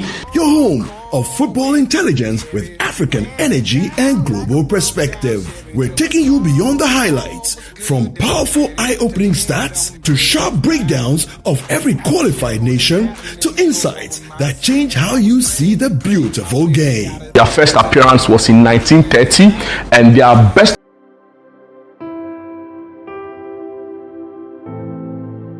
The story of the prodigal son reminds us that no matter how far we wander, there's always a path back to purpose. Join us on Lifeline as we explore how to rise from setbacks, rediscover your calling, and embrace a fresh start. Joel chapter 2:25, I will restore to you the years that the cankerworm, the palmerworm, the caterpillar, and the locust have eaten. We see the story of Job, where he was reduced to nothing, a wealthy man. He was the wealthiest in the East. One day he loses everything, loses his health, loses his family, loses his marriage, loses his dignity, loses his honor. He's lost everything. But the Bible says, and the Lord restored the fortunes of Job and gave him double for his trouble. Don't just survive it. Don't just walk through it. There is a way to bounce back.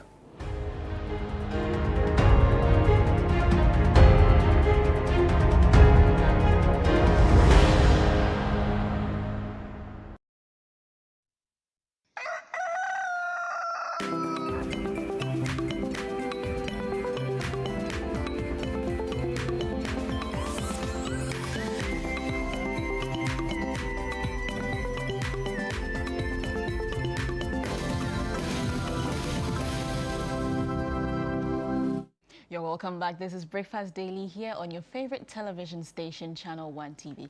It's now time for us to talk about the Ebola outbreak. We need to take care of ourselves. We need to stay safe, even though it's not here with us at the moment. It is important that measures are put in place to fight it. And so we are about to have a conversation to explore Ghana's preparedness in fighting the Ebola outbreak. With us in studio is Dr. Lawrence Ofosu-Boadu. He's the lead case management at the Ghana Health Service. Doc, you're welcome. Thank you very much. How are you doing? I'm doing well, by the grace of God. How are we looking with our preparedness in fighting the outbreak? Yeah, thank you very much. Apparently, I might say that my Director General was supposed to be here, okay. Dr. Kaba Korea. Because of some other engagement, he asked me to represent him. And that's why I'm here as the Director responsible for clinical service. Ghana, as of now, is a safe place. If you look at WHO assessment that they did, Ghana is at category 3, which means that we are a bit far away from the heightened areas, because we have where the Ebola is starting from, this time from DRC. And so the countries bordering DRC are all in category 2.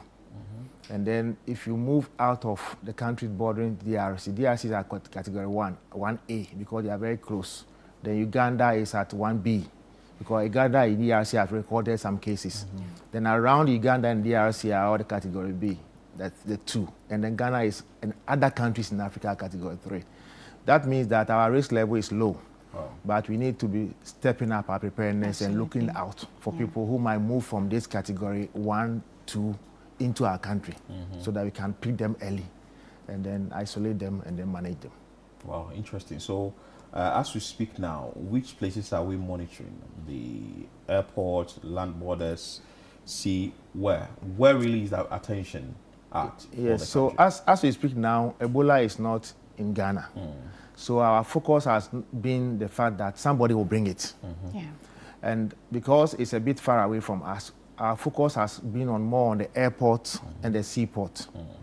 The land ports are also one of the areas we'll be looking at, but our primary focus is on the airport and the seaport, our international airport, where many people maybe transiting from Ghana, from the prone high-risk countries into Ghana. So we are looking at the East African countries, and some countries we have tagged that their airlines, as they are coming to Ghana, they are tagged as high-risk areas. We need to actually screen them. So we are looking more of a flight coming from the eastern part of Africa, DRC and the neighboring countries, and then also one of the commonest transit points from Ethiopia. Ethiopia, yes. That also flies into Ghana. So if we come in from these countries, we heighten our screening and our surveillance on you. Right from the time you touch Ghana, we screen you through the processes. And those who are unwell, we step up our screening processes to look at why they are not well. And then those who actually also have symptoms suspicious of being Ebola, we put them on the side to screen them. And then those who don't have any suspicion or any history of traveling to DRC or Uganda that has reported cases, we don't actually keep them, but we keep their records and then follow them up within the first 21 days. Wow. If anybody is not well, we'll be able to track you and then bring you back to where we are supposed to make sure you are safe. So as we speak now, no suspected case or have No, Ghana has not recorded any. Many a time the suspected is a layman's word. If you say suspected, somebody that we suspect may have it. But to us, a suspected is somebody who meets certain criteria. Okay. So if you come in, for example, you have a fever, high fever of about 38.0 and above, and then you are not well, and then you come from some of these countries recorded positive cases, then you are high alert. In that case, the fever with a contact from a country where it's having ongoing outbreak, plus some few things like headache, body pain, joint pain, we don't want to wait till you start bleeding. Then we say you are suspected because of your fever and other symptoms and your contact to a country that is recording positive cases. You fall in the category of suspected. In that case, we are able to isolate you, ask you a few questions, and then do some labs.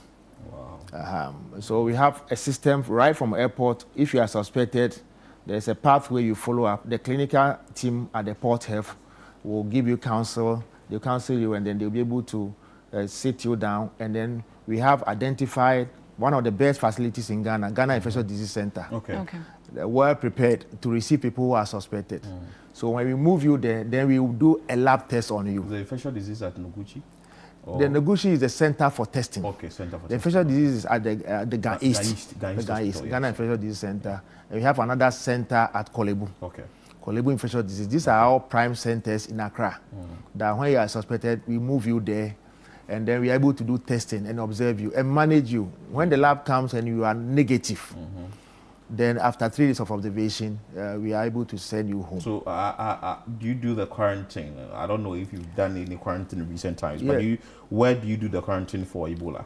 So quarantine is actually not for people who are suspected. They are for people who might have had exposure because maybe they went for missions, maybe military people, maybe police people went for mission in the country that's having a response. So when they come in their numbers and they are not well, they become suspected. Okay. But when they come and they are well, then we cannot say that they are suspected. But because of the previous exposure, within the first 21 days, that the symptoms can be hidden and we're able to pick it up in 21 days, say 3 weeks. We keep you in a place. Don't allow you to come to normal work, but we keep you in a isolated bungalows or a health stations, and then the health personnel review you every day, check your temperatures, find out whether you are fine. Once you fall sick in your quarantine, we move you to a suspected area. But we hope that during the 3 weeks where you have been isolated from public, you remain healthy. After 3 weeks, we ask you to go. You spoke about centers, the infectious disease centers. In 2015, somewhere 2015, some centers, Ebola centers, were built up. What has become of these centers? That's good. I think during the outbreak of COVID, the ministry built 15 additional infectious disease centers. Hitherto, we were using facility-based isolation centers. So there's a law that every hospital has an isolation place. So every hospital has a small place that they keep people who are infected from TB or any other condition that are infectious. But during COVID-19, the ministry built additional 15 centers to be made specially for outbreaks. And so we have about 3 in Greater Accra. Korle Bu had 1. They built additional facilities in Korle Bu. Then they built the ministry built the GIDC from support of others. Ghana Infectious Center that has a 100-bed capacity with ICU facilities. And then the ministry also built another facility in Dodowa. That is also another isolation center. So in Greater Accra alone, we have 3 dedicated isolation centers. And then in addition, every hospital also has a center. If you go to Rage, they have their own center. If you go to 37, they have their own center. And so these are our additional capacities we have in Accra. Okay. And then if you go out of Accra, we have some in other regions, like Elibo, we have one there. Yeah. Ifeanyi Nkwanta has additional center. If you go to Volta region, we have some in Keta and also in Ho. If you go to Kofodia Regional Hospital, they also have. So every region have a dedicated center. If you go to Kumasi, we have Kumasi SAF. Has a well-equipped center there. So these are all backups. Okay. So in the absence of COVID-19, we were using them for also other special needs, medical concerns and isolation. But once we have activated the Ebola alert system, all these centers have been evacuated, and then the people there have been put in alert mode to prepare and receive any suspected case so that they will feel comfortable. Do we have enough health workers and protective equipment to help in the fight should it break up? For the centers, because the good thing about Ghana is that the centers were built to attach to hospitals. So most of them don't have dedicated staff who run on their own. Okay. So anytime we have cases or we have people within the centers, the hospitals evacuate the team who have been trained to move to the center to go and work there. When we don't have anybody and the outbreak is over, we move them back to the clinical setting. And that's one of the things we have done in Ghana that's helping us. So we don't have them sitting down there and say, we don't have people at the center now. But we do what we call a shift system. Once there's an outbreak, we move in staff who have been trained to man the place. When the outbreak is over, those staff are moved back to the bigger facilities too. So every point in time, we have staff available. And we keep on training people because the condition is that you must be trained to move into such critical areas. Okay. So now that we are preparing, this training is going on. Standard treatment guidelines have been reviewed. Logistics are being moved to the centers. Those who are already occupying the places, we have them to move and make the place ready. Education is going on. We are still doing surveillance activity beyond the posts where they are the high risk, airport and the seaport. We are doing a lot of education also around in the media and also within the hospitals, making sure that the hospitals are the first point people will report. And normally they come back, you won't see them as Ebola, they will see them as malaria-like symptoms. So they will sneak in there until you are very alert. So we have printed what we call case definitions for somebody who is a suspect, somebody who is a probable case, somebody who is a confirmed case. And then this education is ongoing and capacity building is ongoing. So Ghana, really, the good thing is that we are being blessed because when we had Ebola in Liberia and Sierra Leone, we sent some 45 Ghanaians there who went and supported AU, African Union, in building capacity and training. I was one of them. Oh, nice. And unfortunately, I find myself. So you've seen it all. Yes, we were the people who trained them with the Director General now and a team of doctors who trained them and then sent them there. And then the Honorable, the President, Mahama, was he was the President there. He sent us there, myself and 2 other people, with a team of crew to go and study how they were managing Ebola. And so we came back with a rich experience of people. So these people are still available. And they are people who we are targeting to man and help train because they have had experience of Ebola before. So for human resources, Ghana, we don't have deficit at all. Doc, what is the training? What does the training entail? Okay, the training of Ebola, we train people to man what we call the 5 pillars. Okay. So as we are preparing now, we have a rapid response team and governance and coordination. That's the Minister for Health. Okay. He's doing what we call the One Health system because Ebola starts from animals. So we're collaborating with other ministries like the Food and Agriculture, the Animal Veterinary Services. He's also relating to the Environmental Ministry because we need water and other things to come in. But the Minister for Health, they are the coordination point. That's one pillar. Then beyond the coordination, you have what we call the race communication and community engagement. Okay. They are the people who are engaging you, the media, talking, adverts, posters, educating people. Then beyond that, we have another thing we call them the surveillance and reference lab. They are the people who are looking for. Okay. They are looking any small unusual event. Now they go and check what is it. They are tracking the borders. People are coming in. They are screening them. So they do what we call surveillance. They are looking for people who may be having symptoms and pick them quickly. Okay. And then the labs have been hacking. We have 3 reference labs now. Noguchi is one. Kumasi KCCR has one, and then Kolebu reference lab. These are labs that when we send samples within 24 hours, you have results. So we don't keep anybody in a room waiting for results. Within short time, we know what is wrong with you. So, and then the case management team, that's where I sit. We look at people who have been suspected. We go and take care of you until even your results come. And when the results come and it's positive, we still continue to take care of you. So case management are many nurses, doctors, clinical laboratory people, people who do cleaning and ensuring that nutrition, these are all part of the case management. And then the most important aspect of the case management is psychology people. People who give, because people are coming, are always trembling when you tell them, hey, your results is positive. So we have clinical psychologists who also do a lot of counseling once you suspect you until you are discharged. And then we have burial team. We have the national ambulance who are part of moving people who are suspected from a lower area to a center that is well equipped. And the burial team are very important because when people die of unknown cause and you don't know and you go and mishandle them, it causes a lot of problem. So we have the environmental health people who are the burial team at the assemblies. We train them to do what we call dignified burial and safe burial. So these are all themes and pillars we have put together to be coordinating the preparedness and response activity. We want to know what goes on at the port, how you are able to get someone screened, the process. Maybe someone is watching for the first time, has a relative who is coming down or something, what the person should expect at the port. Before you come to a message that somebody has sent that are the symptoms the same as it was when Ebola broke somewhere in 2014, 2015? All right, thank you very much. So there is a well-structured plan at the airport now. The Director General and the Minister have visited the airport. They have also visited one of our critical facilities now, Noguchi, Ganyis. The structure there is that we have a map that is locating the people who are in category A, where Ebola is ongoing now. So people who are coming from that enclave in Africa, or people who might have transited through those countries, we are able to track their system. We have introduced something we call a patient card. That when you have, you used to have it before Ebola came, and it will move to a digital form during COVID-19.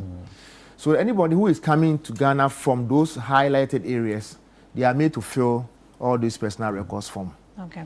So when you come, we pick it up at the entrance, and then we are able to, first of all, check your temperature. That's one of the cardinal things we check. So there are mounted screening points that all those who are coming from these categorized areas, they have a list of countries and flights that they are monitoring critically because they are the heightened areas. So we walk them through the flow. We check their temperatures. If you have temperature that is high, fever 38.0 and above, we put you on one side. People who are unwell, but the temperature may be normal, we also go to one side. Those who are well and no fever, we also go to one side. So at the point before you come to the health screening point, we have health officers at the airport. So before you come to the health screening point, your temperature would have been checked, and then the health post people would have asked you this question, temperature and all those. There's a small forms there. They call it screening form. Within short time, we won't waste time. Within 2-3 minutes, we have engage you to know your temperature. We are looking at you, and the thing is scanning you. It's digital scanner. So we pick you up, and you know those who have fever and those who don't have fever. Those who don't have fever, who is not well, we also go to another category. And we have a screening post at the airport now, at the arrival. There's a health post there that everybody who is not well or everybody who has fever, these are the places we ask you to sit down and minimizing contact so that we can pick you up. We have also placed hand sanitizers at all vantage points. Because one thing about Ebola is about contact. So if you're able to clean your hands well, and our hands touch our body 2,000 times in a day. Unconsciously, we don't know how our hands move. So when your hands are dirty, it picks you out. Somebody is touching the face, somebody touching here. As you are putting your hands here, you have done it like 20 times.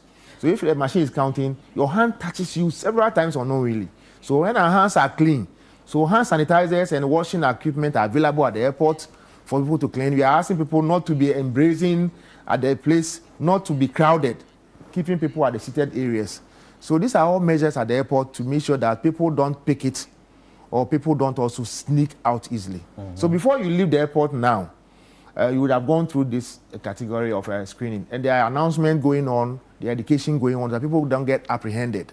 We tell them, announcement is almost always going on that because of the Ebola, this flight coming, we need to, adjust and then go through the protocols. Is the process free? It's free. Oh, okay. It's free. Okay. Everything about Ebola now is free. What of the symptoms? Yeah, I was asking, is the current strain, what we are seeing, is it the same symptom like it was in previous? Yeah, Ebola has various strains. Some came from Zaire, some DRC. This one, the ones we have now, the Budimbuyo is also from DRC. The symptoms generally are the same. But as you progress and you keep it, it gives you other symptoms. Okay. When Ebola was coming in 2014, we were looking for blood, vomiting blood, urinating blood. But I realized that was a later symptom. When you start vomiting blood, you are dying. So now it is more of people come with chills, joint pains, diarrhea, fever. Okay. And then you lose appetite. Sometimes people have even diarrhea, normal diarrhea without blood. And then once we pick these things, and then you have history of contact with somebody who was a suspect, history of contact because you have traveled along, then you put yourself in a category of suspects. Then we isolate you, keep you in a nice place or a health center, a health post, and then we are able to screen you up. If you pick you at a lower level, we always bring you up by the National Ambulance System to a higher facility, because the minister has said this several times that the systems are there. And so we should not just be lax to allow anybody to die. When somebody dies, then panic starts setting in. So we are doing our best to pick people early, put them in a safe area, take good care of them at no cost. It's a cost for the government is taking care of. Making sure that people also adhere to the protocols. Because now we say wash your hands every time. Alcohol hand rub must be part of your kits when you are traveling around. Well, will you enforce it? Definitely. Now, gradually, the systems are picking up. Okay. So all these measures, very soon, we'll be asked not to be sitting down in crowded areas. Isolation is coming again. Yes, keep your system. Would there be a lockdown? Keep your hands, the way I'm keeping my hands by myself all the time like that. Clean your hands. If you're not very sure of any surfaces, you clean your hands. Wow. So these are all measures. Wearing of the nose mask and all that. Ebola actually doesn't spread through the nostrils, but they are from wet fomites. So even though when I sneeze on you directly, I might have thrown some particles on you, which is also not too safe. So wearing of mask actually is defined for areas where we have high congestions or people who are working in the treatment center. Otherwise, mask wearing is not a routine like the COVID. COVID was cough. So you have to protect yourself. Ebola is touching. So infection. So for the sanitizers and the Veronica buckets and all that, must be available. Any blood contacts, somebody sneezing or bleeding, without protecting yourself, you can't easily go and touch those blood or blood fruit products.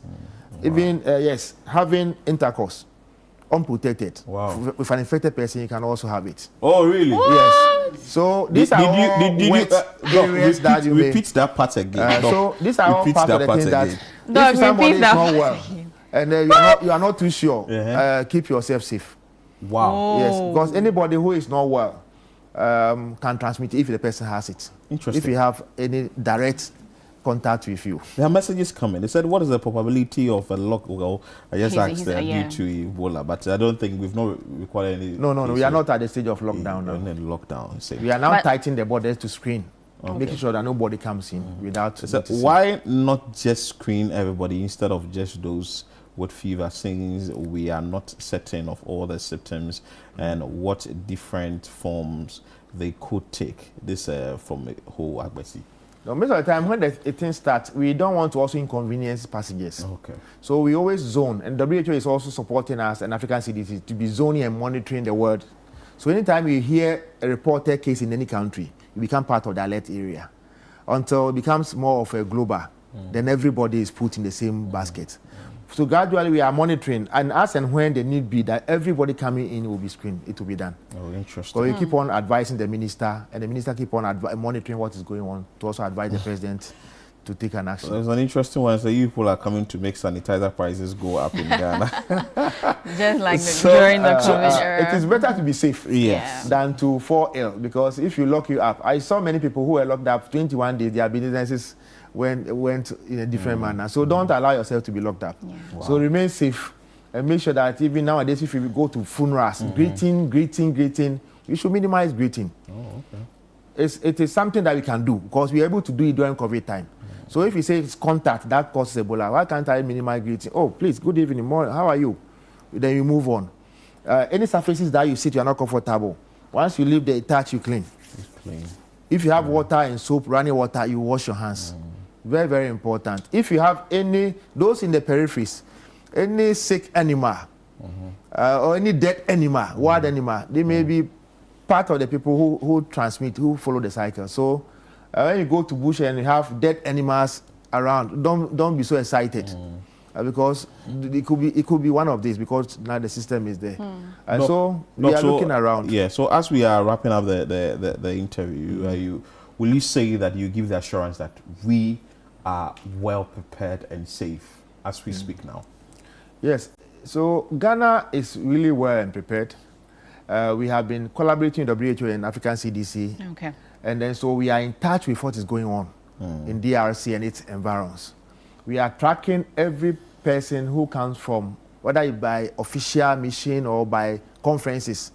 Once you are coming from the area, we keep an eye on you and monitor you till you leave the country. There are systems, the minister is so passionate. He has gone around to look. Some of the time, he wants to see it himself.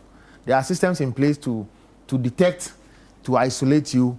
And when, unfortunately, you have the disease, we can also manage you. There are experts, infectious disease experts, who are ready to manage people who will be found to be suspected or confirmed. So what you are saying is that don't sit in isolation. Anybody who complains, especially those who have traveled and come in, that they are not well, you should own up. Because if you don't own up early, the person will end up, because when one person is detected, it may have 2,000 or 3,000 contacts. Yeah. Wow. And tracking the contacts is a whole issue. Wow. So we don't want anybody to sneak in and have multiple contacts that will be using the resources, the limited resources, to be tracking them. So own up people who are not well, people who have come to the country who are not doing well, and anybody who shows signs of suspected case, please kindly own up. Treatment is free. There are isolation centers that government will take care of you. Experts are there. So I want to assure Ghanaians that we are still safe. Ghana is still very safe. We are not at the level of heightened suspicion of people walking around, but we have heightened our alert system. So the health systems and its partners are all on board, trying to support the system that nobody in Ghana will be able to pick the disease and walk without notice. But before you go, someone is asking that hope the quarantine centers are in good shape. In fact, Ghana is one of the best places. We have the best. That's why my sister asked me about the isolation centers. We have gone to other countries. I was in Liberia and Sierra Leone. People were being managed under tents. We, Ghana, when we went, we also had a tent. Those who remember very well, 2014, we had a tent in Tema. That's how the idea was. But when we went and came back, the president said, no, make those tents very solid health centers or structures so that you can have water. Because Ebola, you manage it by washing. You have diarrhea, vomiting. You have adequate water, adequate sanitation, and people can be there permanently to work. So we have excellent facilities for people who are suspected and who are confirmed. And we believe that everyone who comes in will be taken care of by the state. There's a message on vaccine. Is there a vaccine for it? As we speak now, there are no confirmed vaccines or therapies. But what we do is that once we are able to pick you early, without getting to the stage when you are vomiting blood, your hydration system, your hygiene system, nutrition will manage you. But we have not had any approved vaccines to be used now. So we are doing more of public health education, prevention, early detection, and isolation. Beautiful. Dede? Wow. I'm amazed. You are safe. I'm safe. I'm safe. But you know, the most interesting part of this whole conversation is when Doc says, even through sexual intercourse. Yeah, because people may not know about it. So it's good insight for our viewers and the general public. So there you have it. don't sit in isolation. If you suspect something, please speak up. Don't shield anybody. Yes. If you see any symptoms, you suspect any kind of symptoms whatsoever related to Ebola, please speak up. Visit the nearest hospital, let them check you, and make sure that you don't put everyone else at risk. Thank you so much, Doc. We've been speaking to Dr. Lawrence Ofori-Boadu, Lead Case Management at the Ghana Health Service. We'll be right back after this break.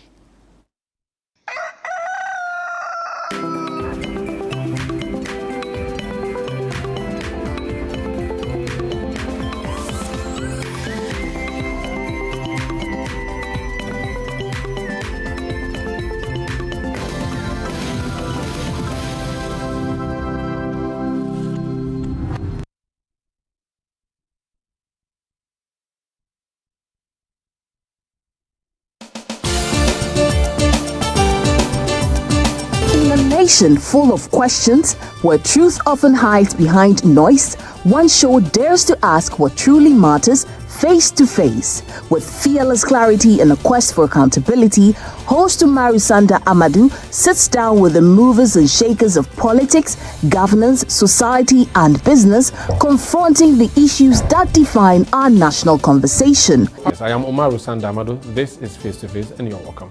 I say very often on the floor of Parliament that when we were in government, we got some things right, we got some things wrong. Are you still planning to go to Parliament, or you want to look at National Party office position? No, I'll be going back to Parliament. There's an unfinished business which I need to do.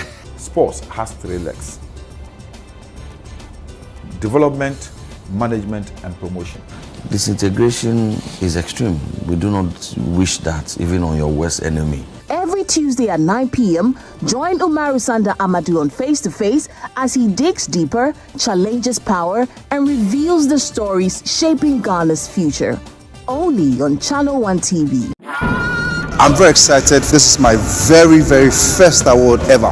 Thank you so much to the Ghana Movie Awards for this incredible honor. I really appreciate this. Thank you to all my fans and to the entire cast and crew of Red Carpet. I love you all. Mwah.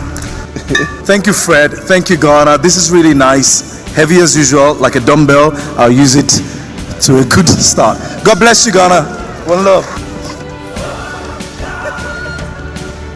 I heard the award was so heavy. It's actually true. This is so heavy. Ghana Movie Awards, 7th June at Kempinski Hotel. Brought to you by Boss Energies Limited, formerly Bulk Oil Storage and Transportation Company Limited. Ghana Movie Awards, come let's celebrate.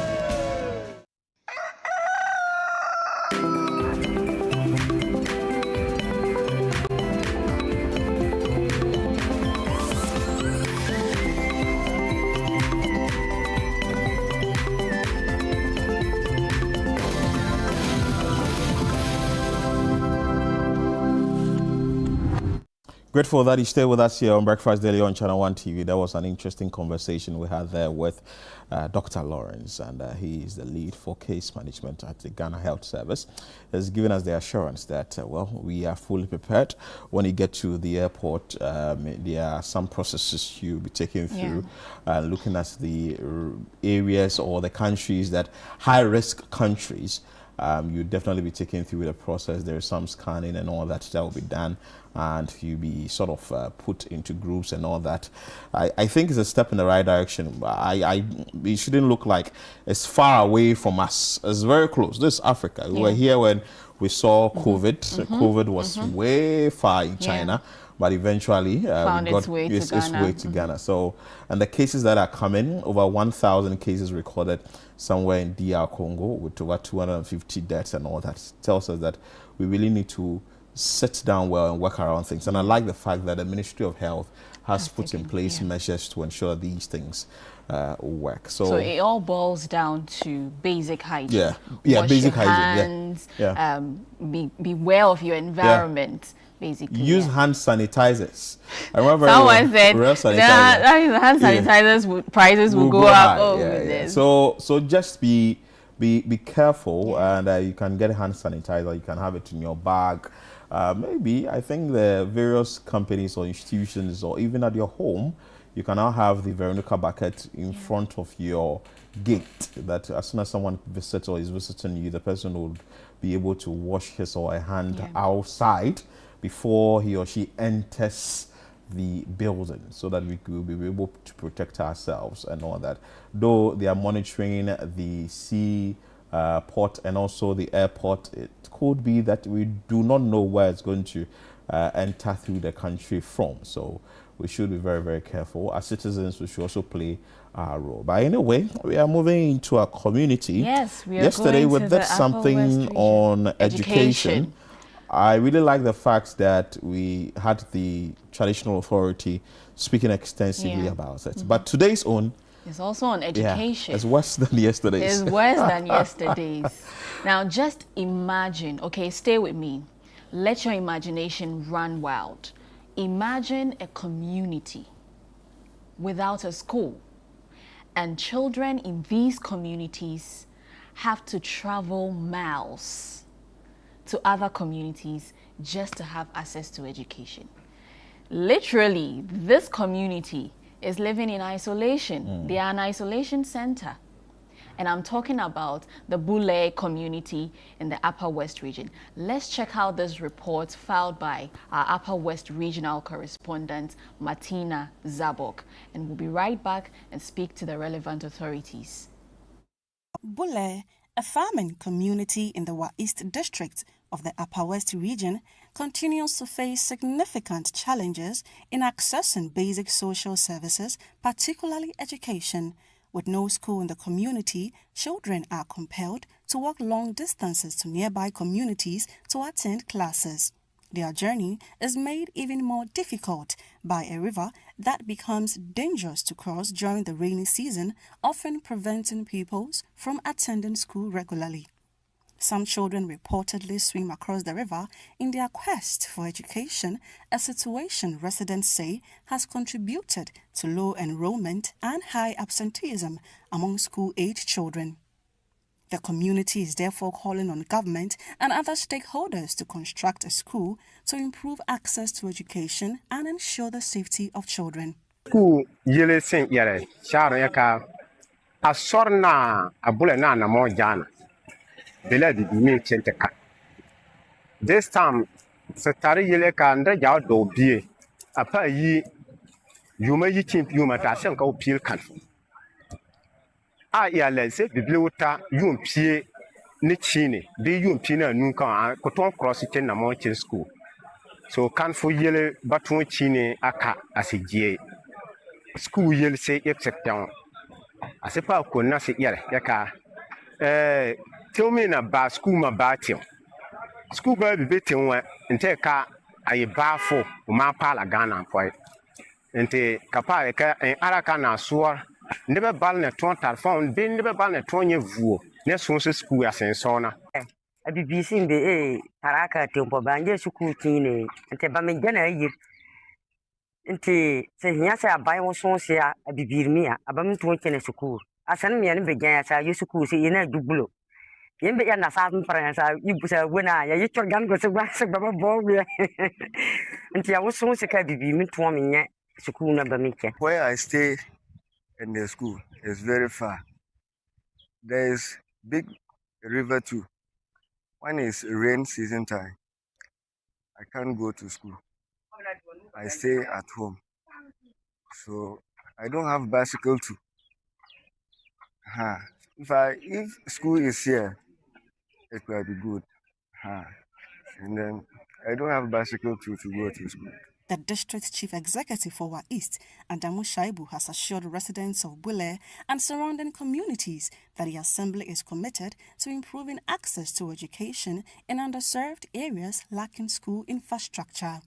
According to him, several communities continue to face educational challenges due to the absence of schools and difficult access routes, including rivers that become hazardous during the rainy season. Adamu Shaibu noted that the Assembly is working with relevant stakeholders to address infrastructure gaps in deprived communities to ensure that every child has access to quality education. I don't have schools in Wa East. Bullet number 1, as we are speaking, is one of them. We can talk about Kelanjong. Kelanjong hasn't got a school. We can also talk about Banungoma. Banungoma is around the Bayou area. It's not also having a school. If you go to other communities around Yaro area, we have other settler communities there. We have Kambale and others that are still not having school, but they have to force and join others in different communities. So we still have some of them around. So that's the true situation we have in the district. But we are scaling up. Now we have been tasked to build at least two schools in a year. So Common Fund, we are using it to scale up these facilities. We are hopeful that all of them. That is the sad reality of Bule in the Upper West region. Philip. That's sad because watching the report, I'm asking myself so many questions. A lot of questions. Anyway, Martina, who filed the report, is joining us. Martina Zabok, Upper West Regional Correspondent. Martina, good morning. Good morning, Philip.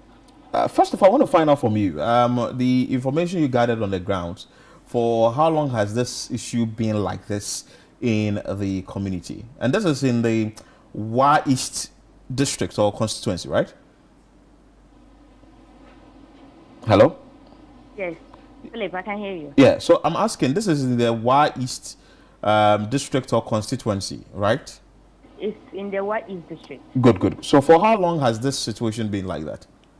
This has been there for a very long time. And actually, Bule community is a very big community in the Wa East district of the Upper West region. But then it's been splitted into two. So we have Bule number 1 and Bule number 2. So where I filed this report is in Bule number 2. Wow. So the Bule number 1 is being fortunate to have a primary school, but Bule number 2 doesn't even have a kindergarten, talk less of a primary school or a JHS. So when you go to the community, you see children, little like from 2, 3 to 10 years, who are not schooling, but the elderly ones who are able to walk a long distance to like communities around Bule number 1 and then Logo and the nearby villages are those children that have access to education. So the community is big, but it's divided into two. So you see that there will become a struggle for like social amenities like schools, healthcare, and others. And traveling from the Logo area to Bule, the road is not accessible at all. But then these children are forced to travel long distances to go to school. So that's the situation. Is that an electricity? Do they have electricity there? Actually, they are not connected to the national grid. There's no electricity. And even as we speak, if you call the assemblyman, like, when I filed the report, I tried calling him, and then getting him was a problem. So when I had him... So you have network challenge too there? Yes, network challenges. And this place is in Ghana? Yes, it's in Ghana. Interesting. So what has the authority tried doing about this, or they've also thrown their hand in despair, actually watching this on, or is it that something is being done about it per the conversation maybe you may have had with any of the authorities there? Actually, with the conversation and the interviews I had with the MC, the assembly is trying all their possible best to at least, if not giving them from kindergarten to JSS, but at least they will build a kindergarten school for the little ones, at least who cannot walk the long distance, to start their education from the scratch, from kindergarten. And then with time, at least when they get resources, they'll add up the primary. And now for the JSS, they can also travel. They can walk to maybe Bule number 2 or the nearby village to go to attend JHS. So that is what the DCE told me, and this is what the assembly is planning to do. Martina, thank you for joining us this morning. My question to you is, these children cross the river to have access to education in other communities. Have there been any fatalities recorded as a result of they crossing the rivers to other communities? Yes, so when I asked the assemblyman and then some of the community people, they said as the time I went to file this report, it's in the dry season. So actually we saw the river, but then it was not as overflowed during the rainy season.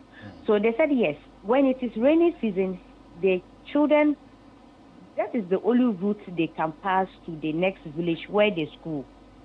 So in the rainy season, when it rains, the children cannot go to school because it's dangerous to cross the river. And then the parents have advised themselves that anytime it rains, they don't allow their ward to go to school, so that maybe they'll not have any casualties. But when I spoke to the assemblyman, he said they have not really encountered any death or any casualties with their children going to school through the river when it is in the rainy season. So this is a farming community, I guess. Martina? Yeah. This is a farming community, right? Yes, please. So what kind of produce do they cultivate, or what are they into? They farm maize, they farm groundnuts, bambara beans, and then most of the times too, they do this small gatherings around the river. They farm vegetables like pumpkin leaves and then pepper, tomatoes, so that they can go to the next villages to trade. So they do farm a lot, but according to the assemblyman, sometimes how to send their farm produce to maybe the nearby villages or to the bigger towns is always a problem. Martina, I want to list. Okay, go ahead. So it's always difficult. Yes, they do farm, but how to travel with the farm produce that they harvest to sell is also another issue. Why? Because the road leading to Bule is not in a good shape. Interesting. So let me list a number of things that you maybe from listening to you, the community may be deprived of. Good road, education when it comes to infrastructure, also electricity. Do they have better healthcare system there? Actually, in Bule number 2, where I found the report, the MP is actually building a chips compound for them. Oh, Jesal, right? That's the MP. MP. That's Jesal.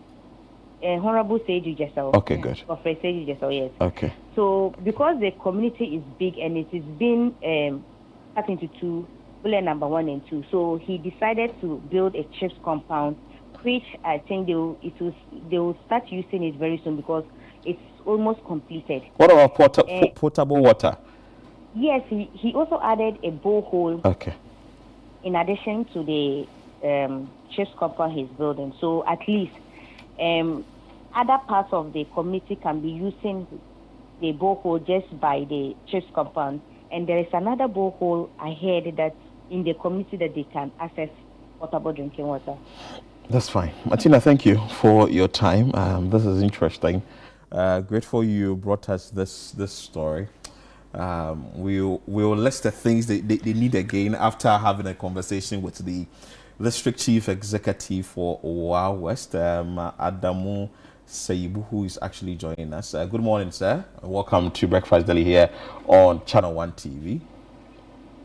Good morning, sir. Good. So we understand Bule number 2, the pupils there do not have any place to for teaching and learning. Has this gotten to your attention as the DC, and what can you say about this? Good morning to your viewers as well. Before I go ahead, this is the DC for WA East and not WA West. Okay, WA East. WA East. Okay, yes, okay, yes, that's fine. Yes. So WA East. Yes, Okay, WA East district. Yeah. Good. And again, it's not bullet number 2, it's rather bullet number 1. Where this situation is bullet number 1. Yeah, so the situation is that bullet number 1 and bullet number 2 are twins communities. So the settlements are on both sides of the river. We have number 2 on the eastern side, and we have number 1 on the western side of the river. And the number 1 seems to have larger population than the number 2. So as a government, we established a school, and the school was located in the number 1. Then a partner church also came and established a school in number 2. So the church too seems to be more vibrant than ours. So all the children were rather crossing the river to attend the church school. So at the end of the day, our school, which was at the KG level, could not survive because of poor enrollment. So what I went and met was that the GES director then had to close down the school because there was no enrollment there. So all the children were struggling to attend the church school. So now the church school is there, and some of the children from number 1 now cross the river to join their colleagues in number 2. So we are now engaging the community that if the assurance is that some of the children will stay back in number 1 and attend school, then we will now reopen the closed school for them again. So that is what we are now going through, and we are going through the processes of reopening the school for the number 1 children to also attend.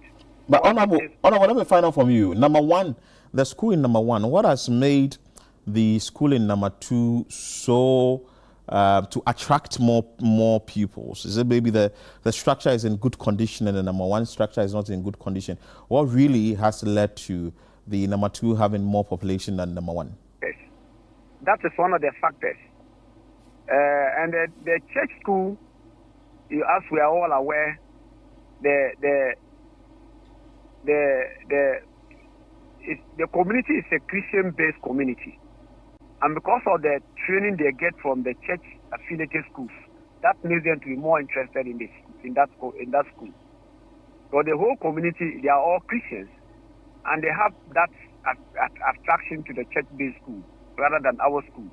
But I'm now trying to organize the community in collaboration with the GS, so it can educate them so that they will get to the understanding that the schools are the same. So if you are attending this one or you are also attending this one, it's still the same thing. And attending the government one will not prevent you from also going for your church training and all those things. So that is why the number 1 school have not survived in that area. Okay, Honorable, but is there any plan to construct a bridge for these children to use to cross to the other side of the community? Yeah, it's part of our plans to construct a bridge so that the children can cross to the other school. But in the meantime, what we can do in the short time is to make sure we get them a KG block so that the kids that cannot walk and cross, so that they can stay in number 1 and have their education there. Share with us the development there, like in number 1 and number 2, or the entire Bulem. Are there issues that, aside the education, are there other key issues that you would want to highlight? Yes, so we have done a lot there. The number 1,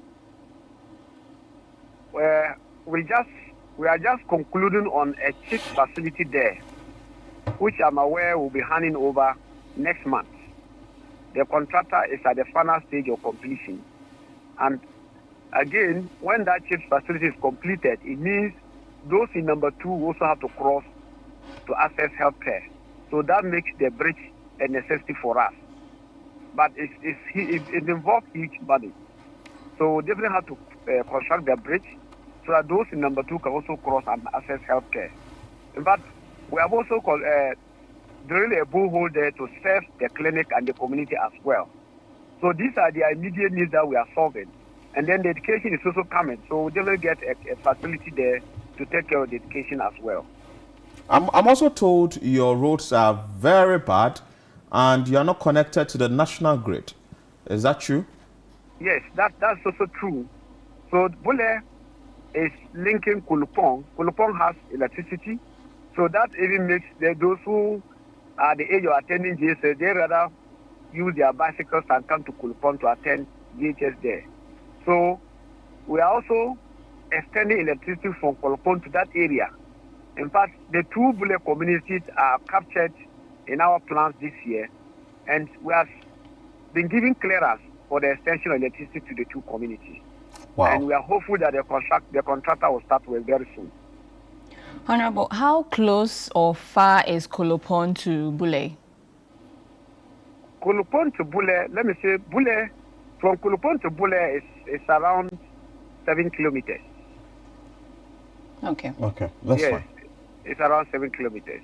Interesting. Honorable, thank you so much for your time, and we are grateful for joining us. Adamu Seyibu is a District Chief Executive for Owa East, and he has told us everything. And interesting. Let's take a quick break. Let's bring you some musical interlude.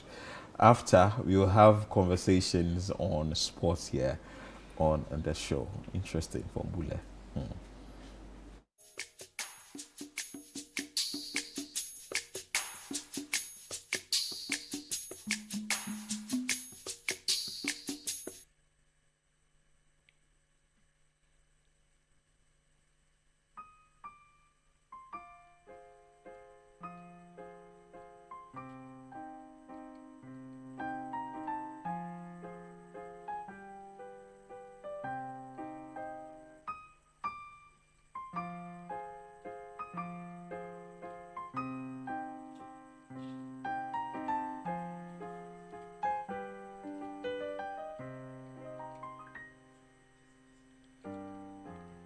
Je te parle d'un temps que le moins de 20 ans ne peuvent pas connaître. Mon menton, c'est ton lail, accroché ses lilas jusqu'au sous nos fenêtres et sur l'ombre garnie que ne perd mes denis ne payait pas de mine. C'est là qu'on s'est connus, moi qui criais famille et toi qui posais nu. La bohème, ça voudrait dire tu es jolie. La bohème,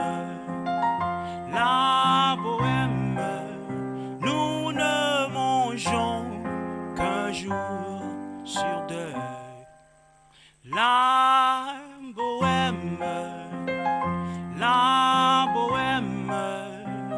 ça voudrait dire tu es jolie. La bohème, nous ne mangeons qu'un jour sur 2.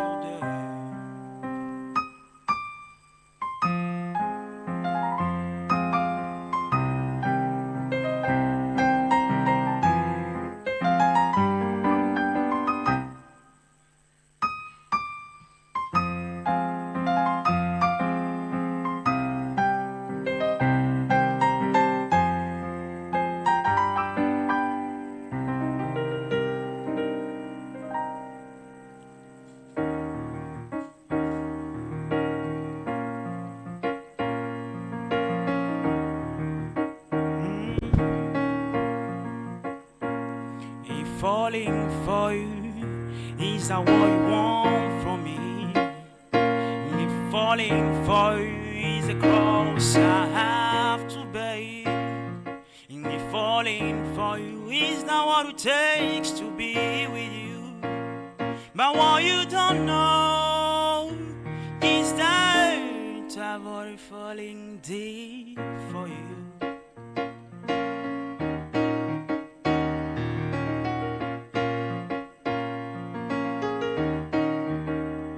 If falling for you is a cross I have to bear, if falling for you is a sinner I have to be, if falling for you is what it takes to be with you, but what you don't know is that I've already fallen deep for you. But what you don't know is that I've already fallen so deep for you. But the truth is, you have not fallen for me.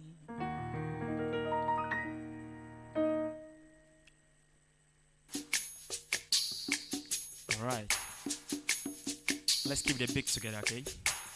1, 2, 3, pop, pop. Come on, 1, 2, 3, pop, pop. Keep it.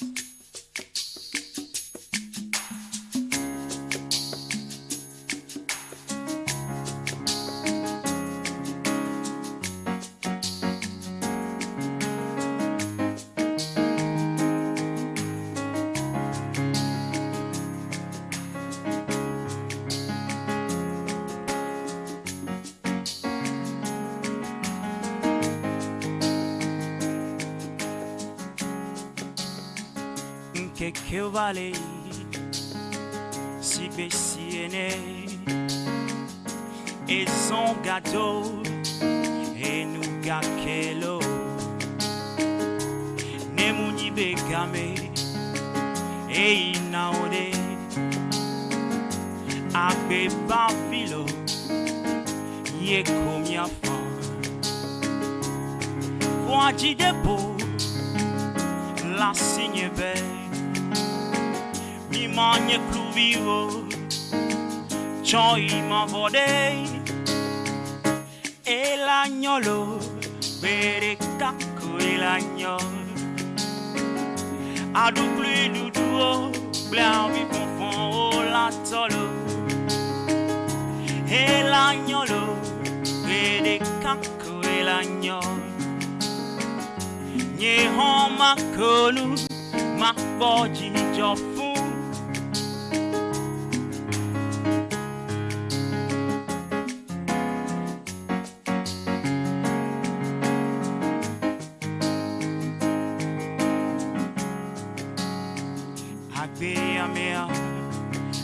Messia me quitoe Lucinha toa Ao miore che morte ma huela si Non vi Me bec bojidi Non to viaggi Bere cae la cena Vuoi me nyabe Nye mau maglemudio e la namazunane nanye pometo pereka e l'agnolo pereka ko e l'agnolo a dupli du duo pleavi fonfon o la tolo e l'agnolo pereka ko e l'agnolo nye homa ko ma boji jofu.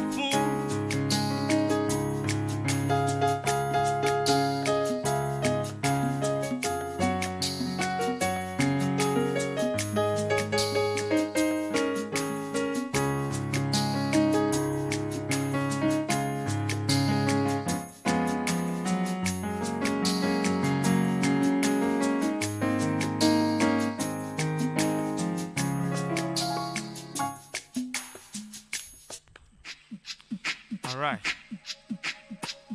let's do some real reggae.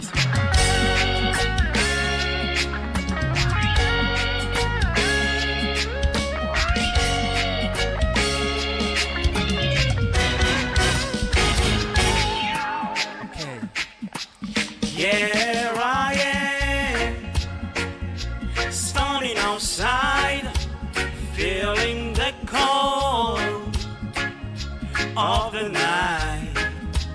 Yeah, she comes, perfectly made, the goddess of my dream. Here I am, stunning amazed at your beauty and your charm. It was love, I felt love, so much love from a distance. It was love, I could see love, so much love from a distance. I couldn't take my eyes off you, speechless. You made me. I couldn't tell if I was daydreaming or better still. It was heaven on earth. Come on. It was love. I felt love, so much love from a distance. It was love, I could see love, so much love from a distance. I'm falling deep for you, and I wish this feeling never ends. And if I'm dreaming, wake me up. You have all I wanted in a woman.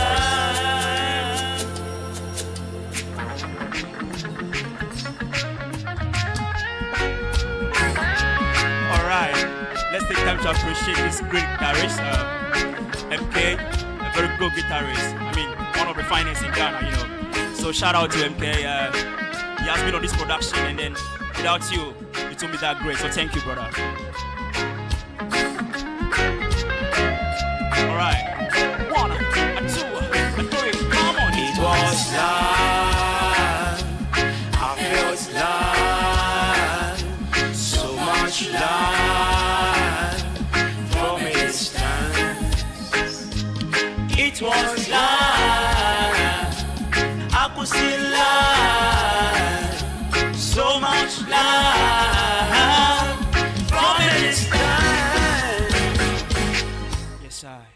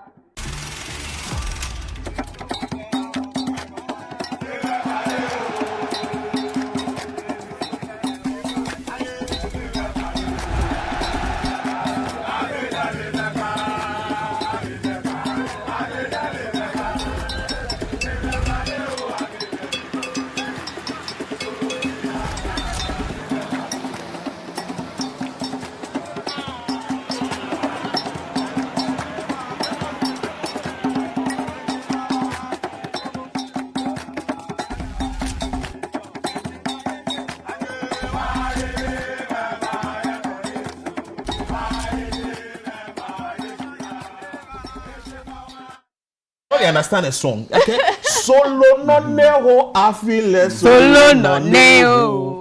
Oziana, solo no neho. Is it? What is gone is gone. Carlos Quiroz is bringing the cup. Okay. Charlie, let's see. But Philip, are you not surprised I'm this excited? Why? Because I didn't used to support Black Stars, but now it's like I have some vim. I have vim. Don't get quick broken heart. I have vim. Some people like you getting broken heart quickly. Don't worry.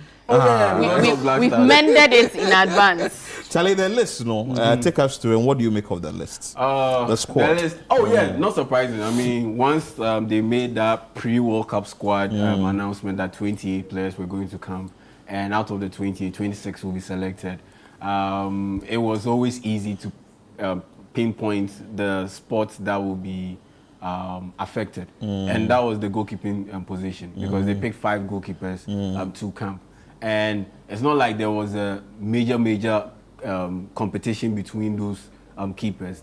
You could clearly tell that there was an advantage for a group of keepers over another group of keepers. I think some had advantage. Yeah, an advantage, and it was so clear. It's not like we had a situation where maybe you picked 2 goalkeepers who were more or less like cocksure that they were going to be there, and you had one spot open for maybe 2 Ghana Premier League goalkeepers, where you go like, okay, these guys are neck and neck, and they are in direct competition for that spot. I haven't seen much of Joseph Annan.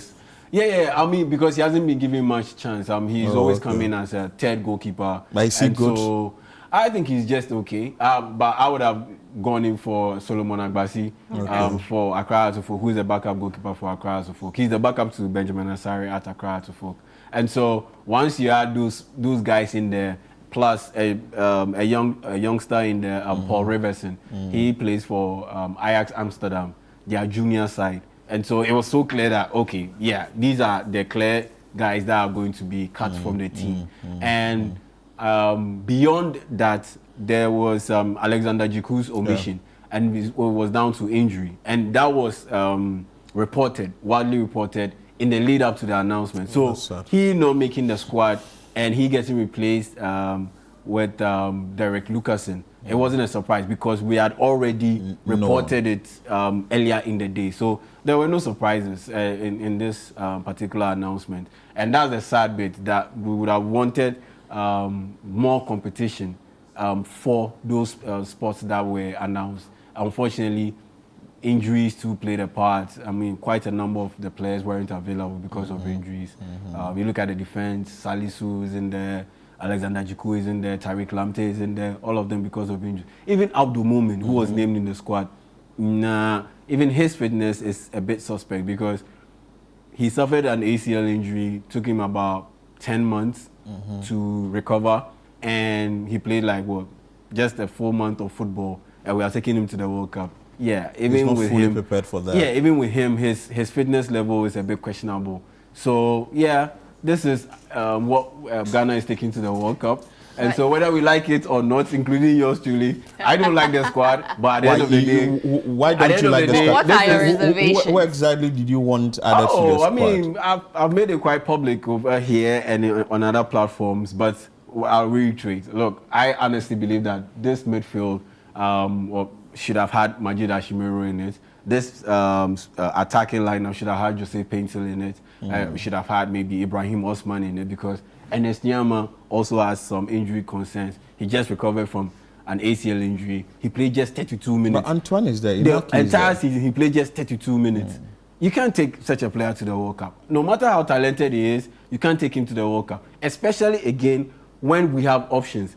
If we don't have options, then you take him. But we have options. So why risk it? We are not Canada. Canada, Alphonso Davies is their best player. He suffered an ACL injury throughout the entire season.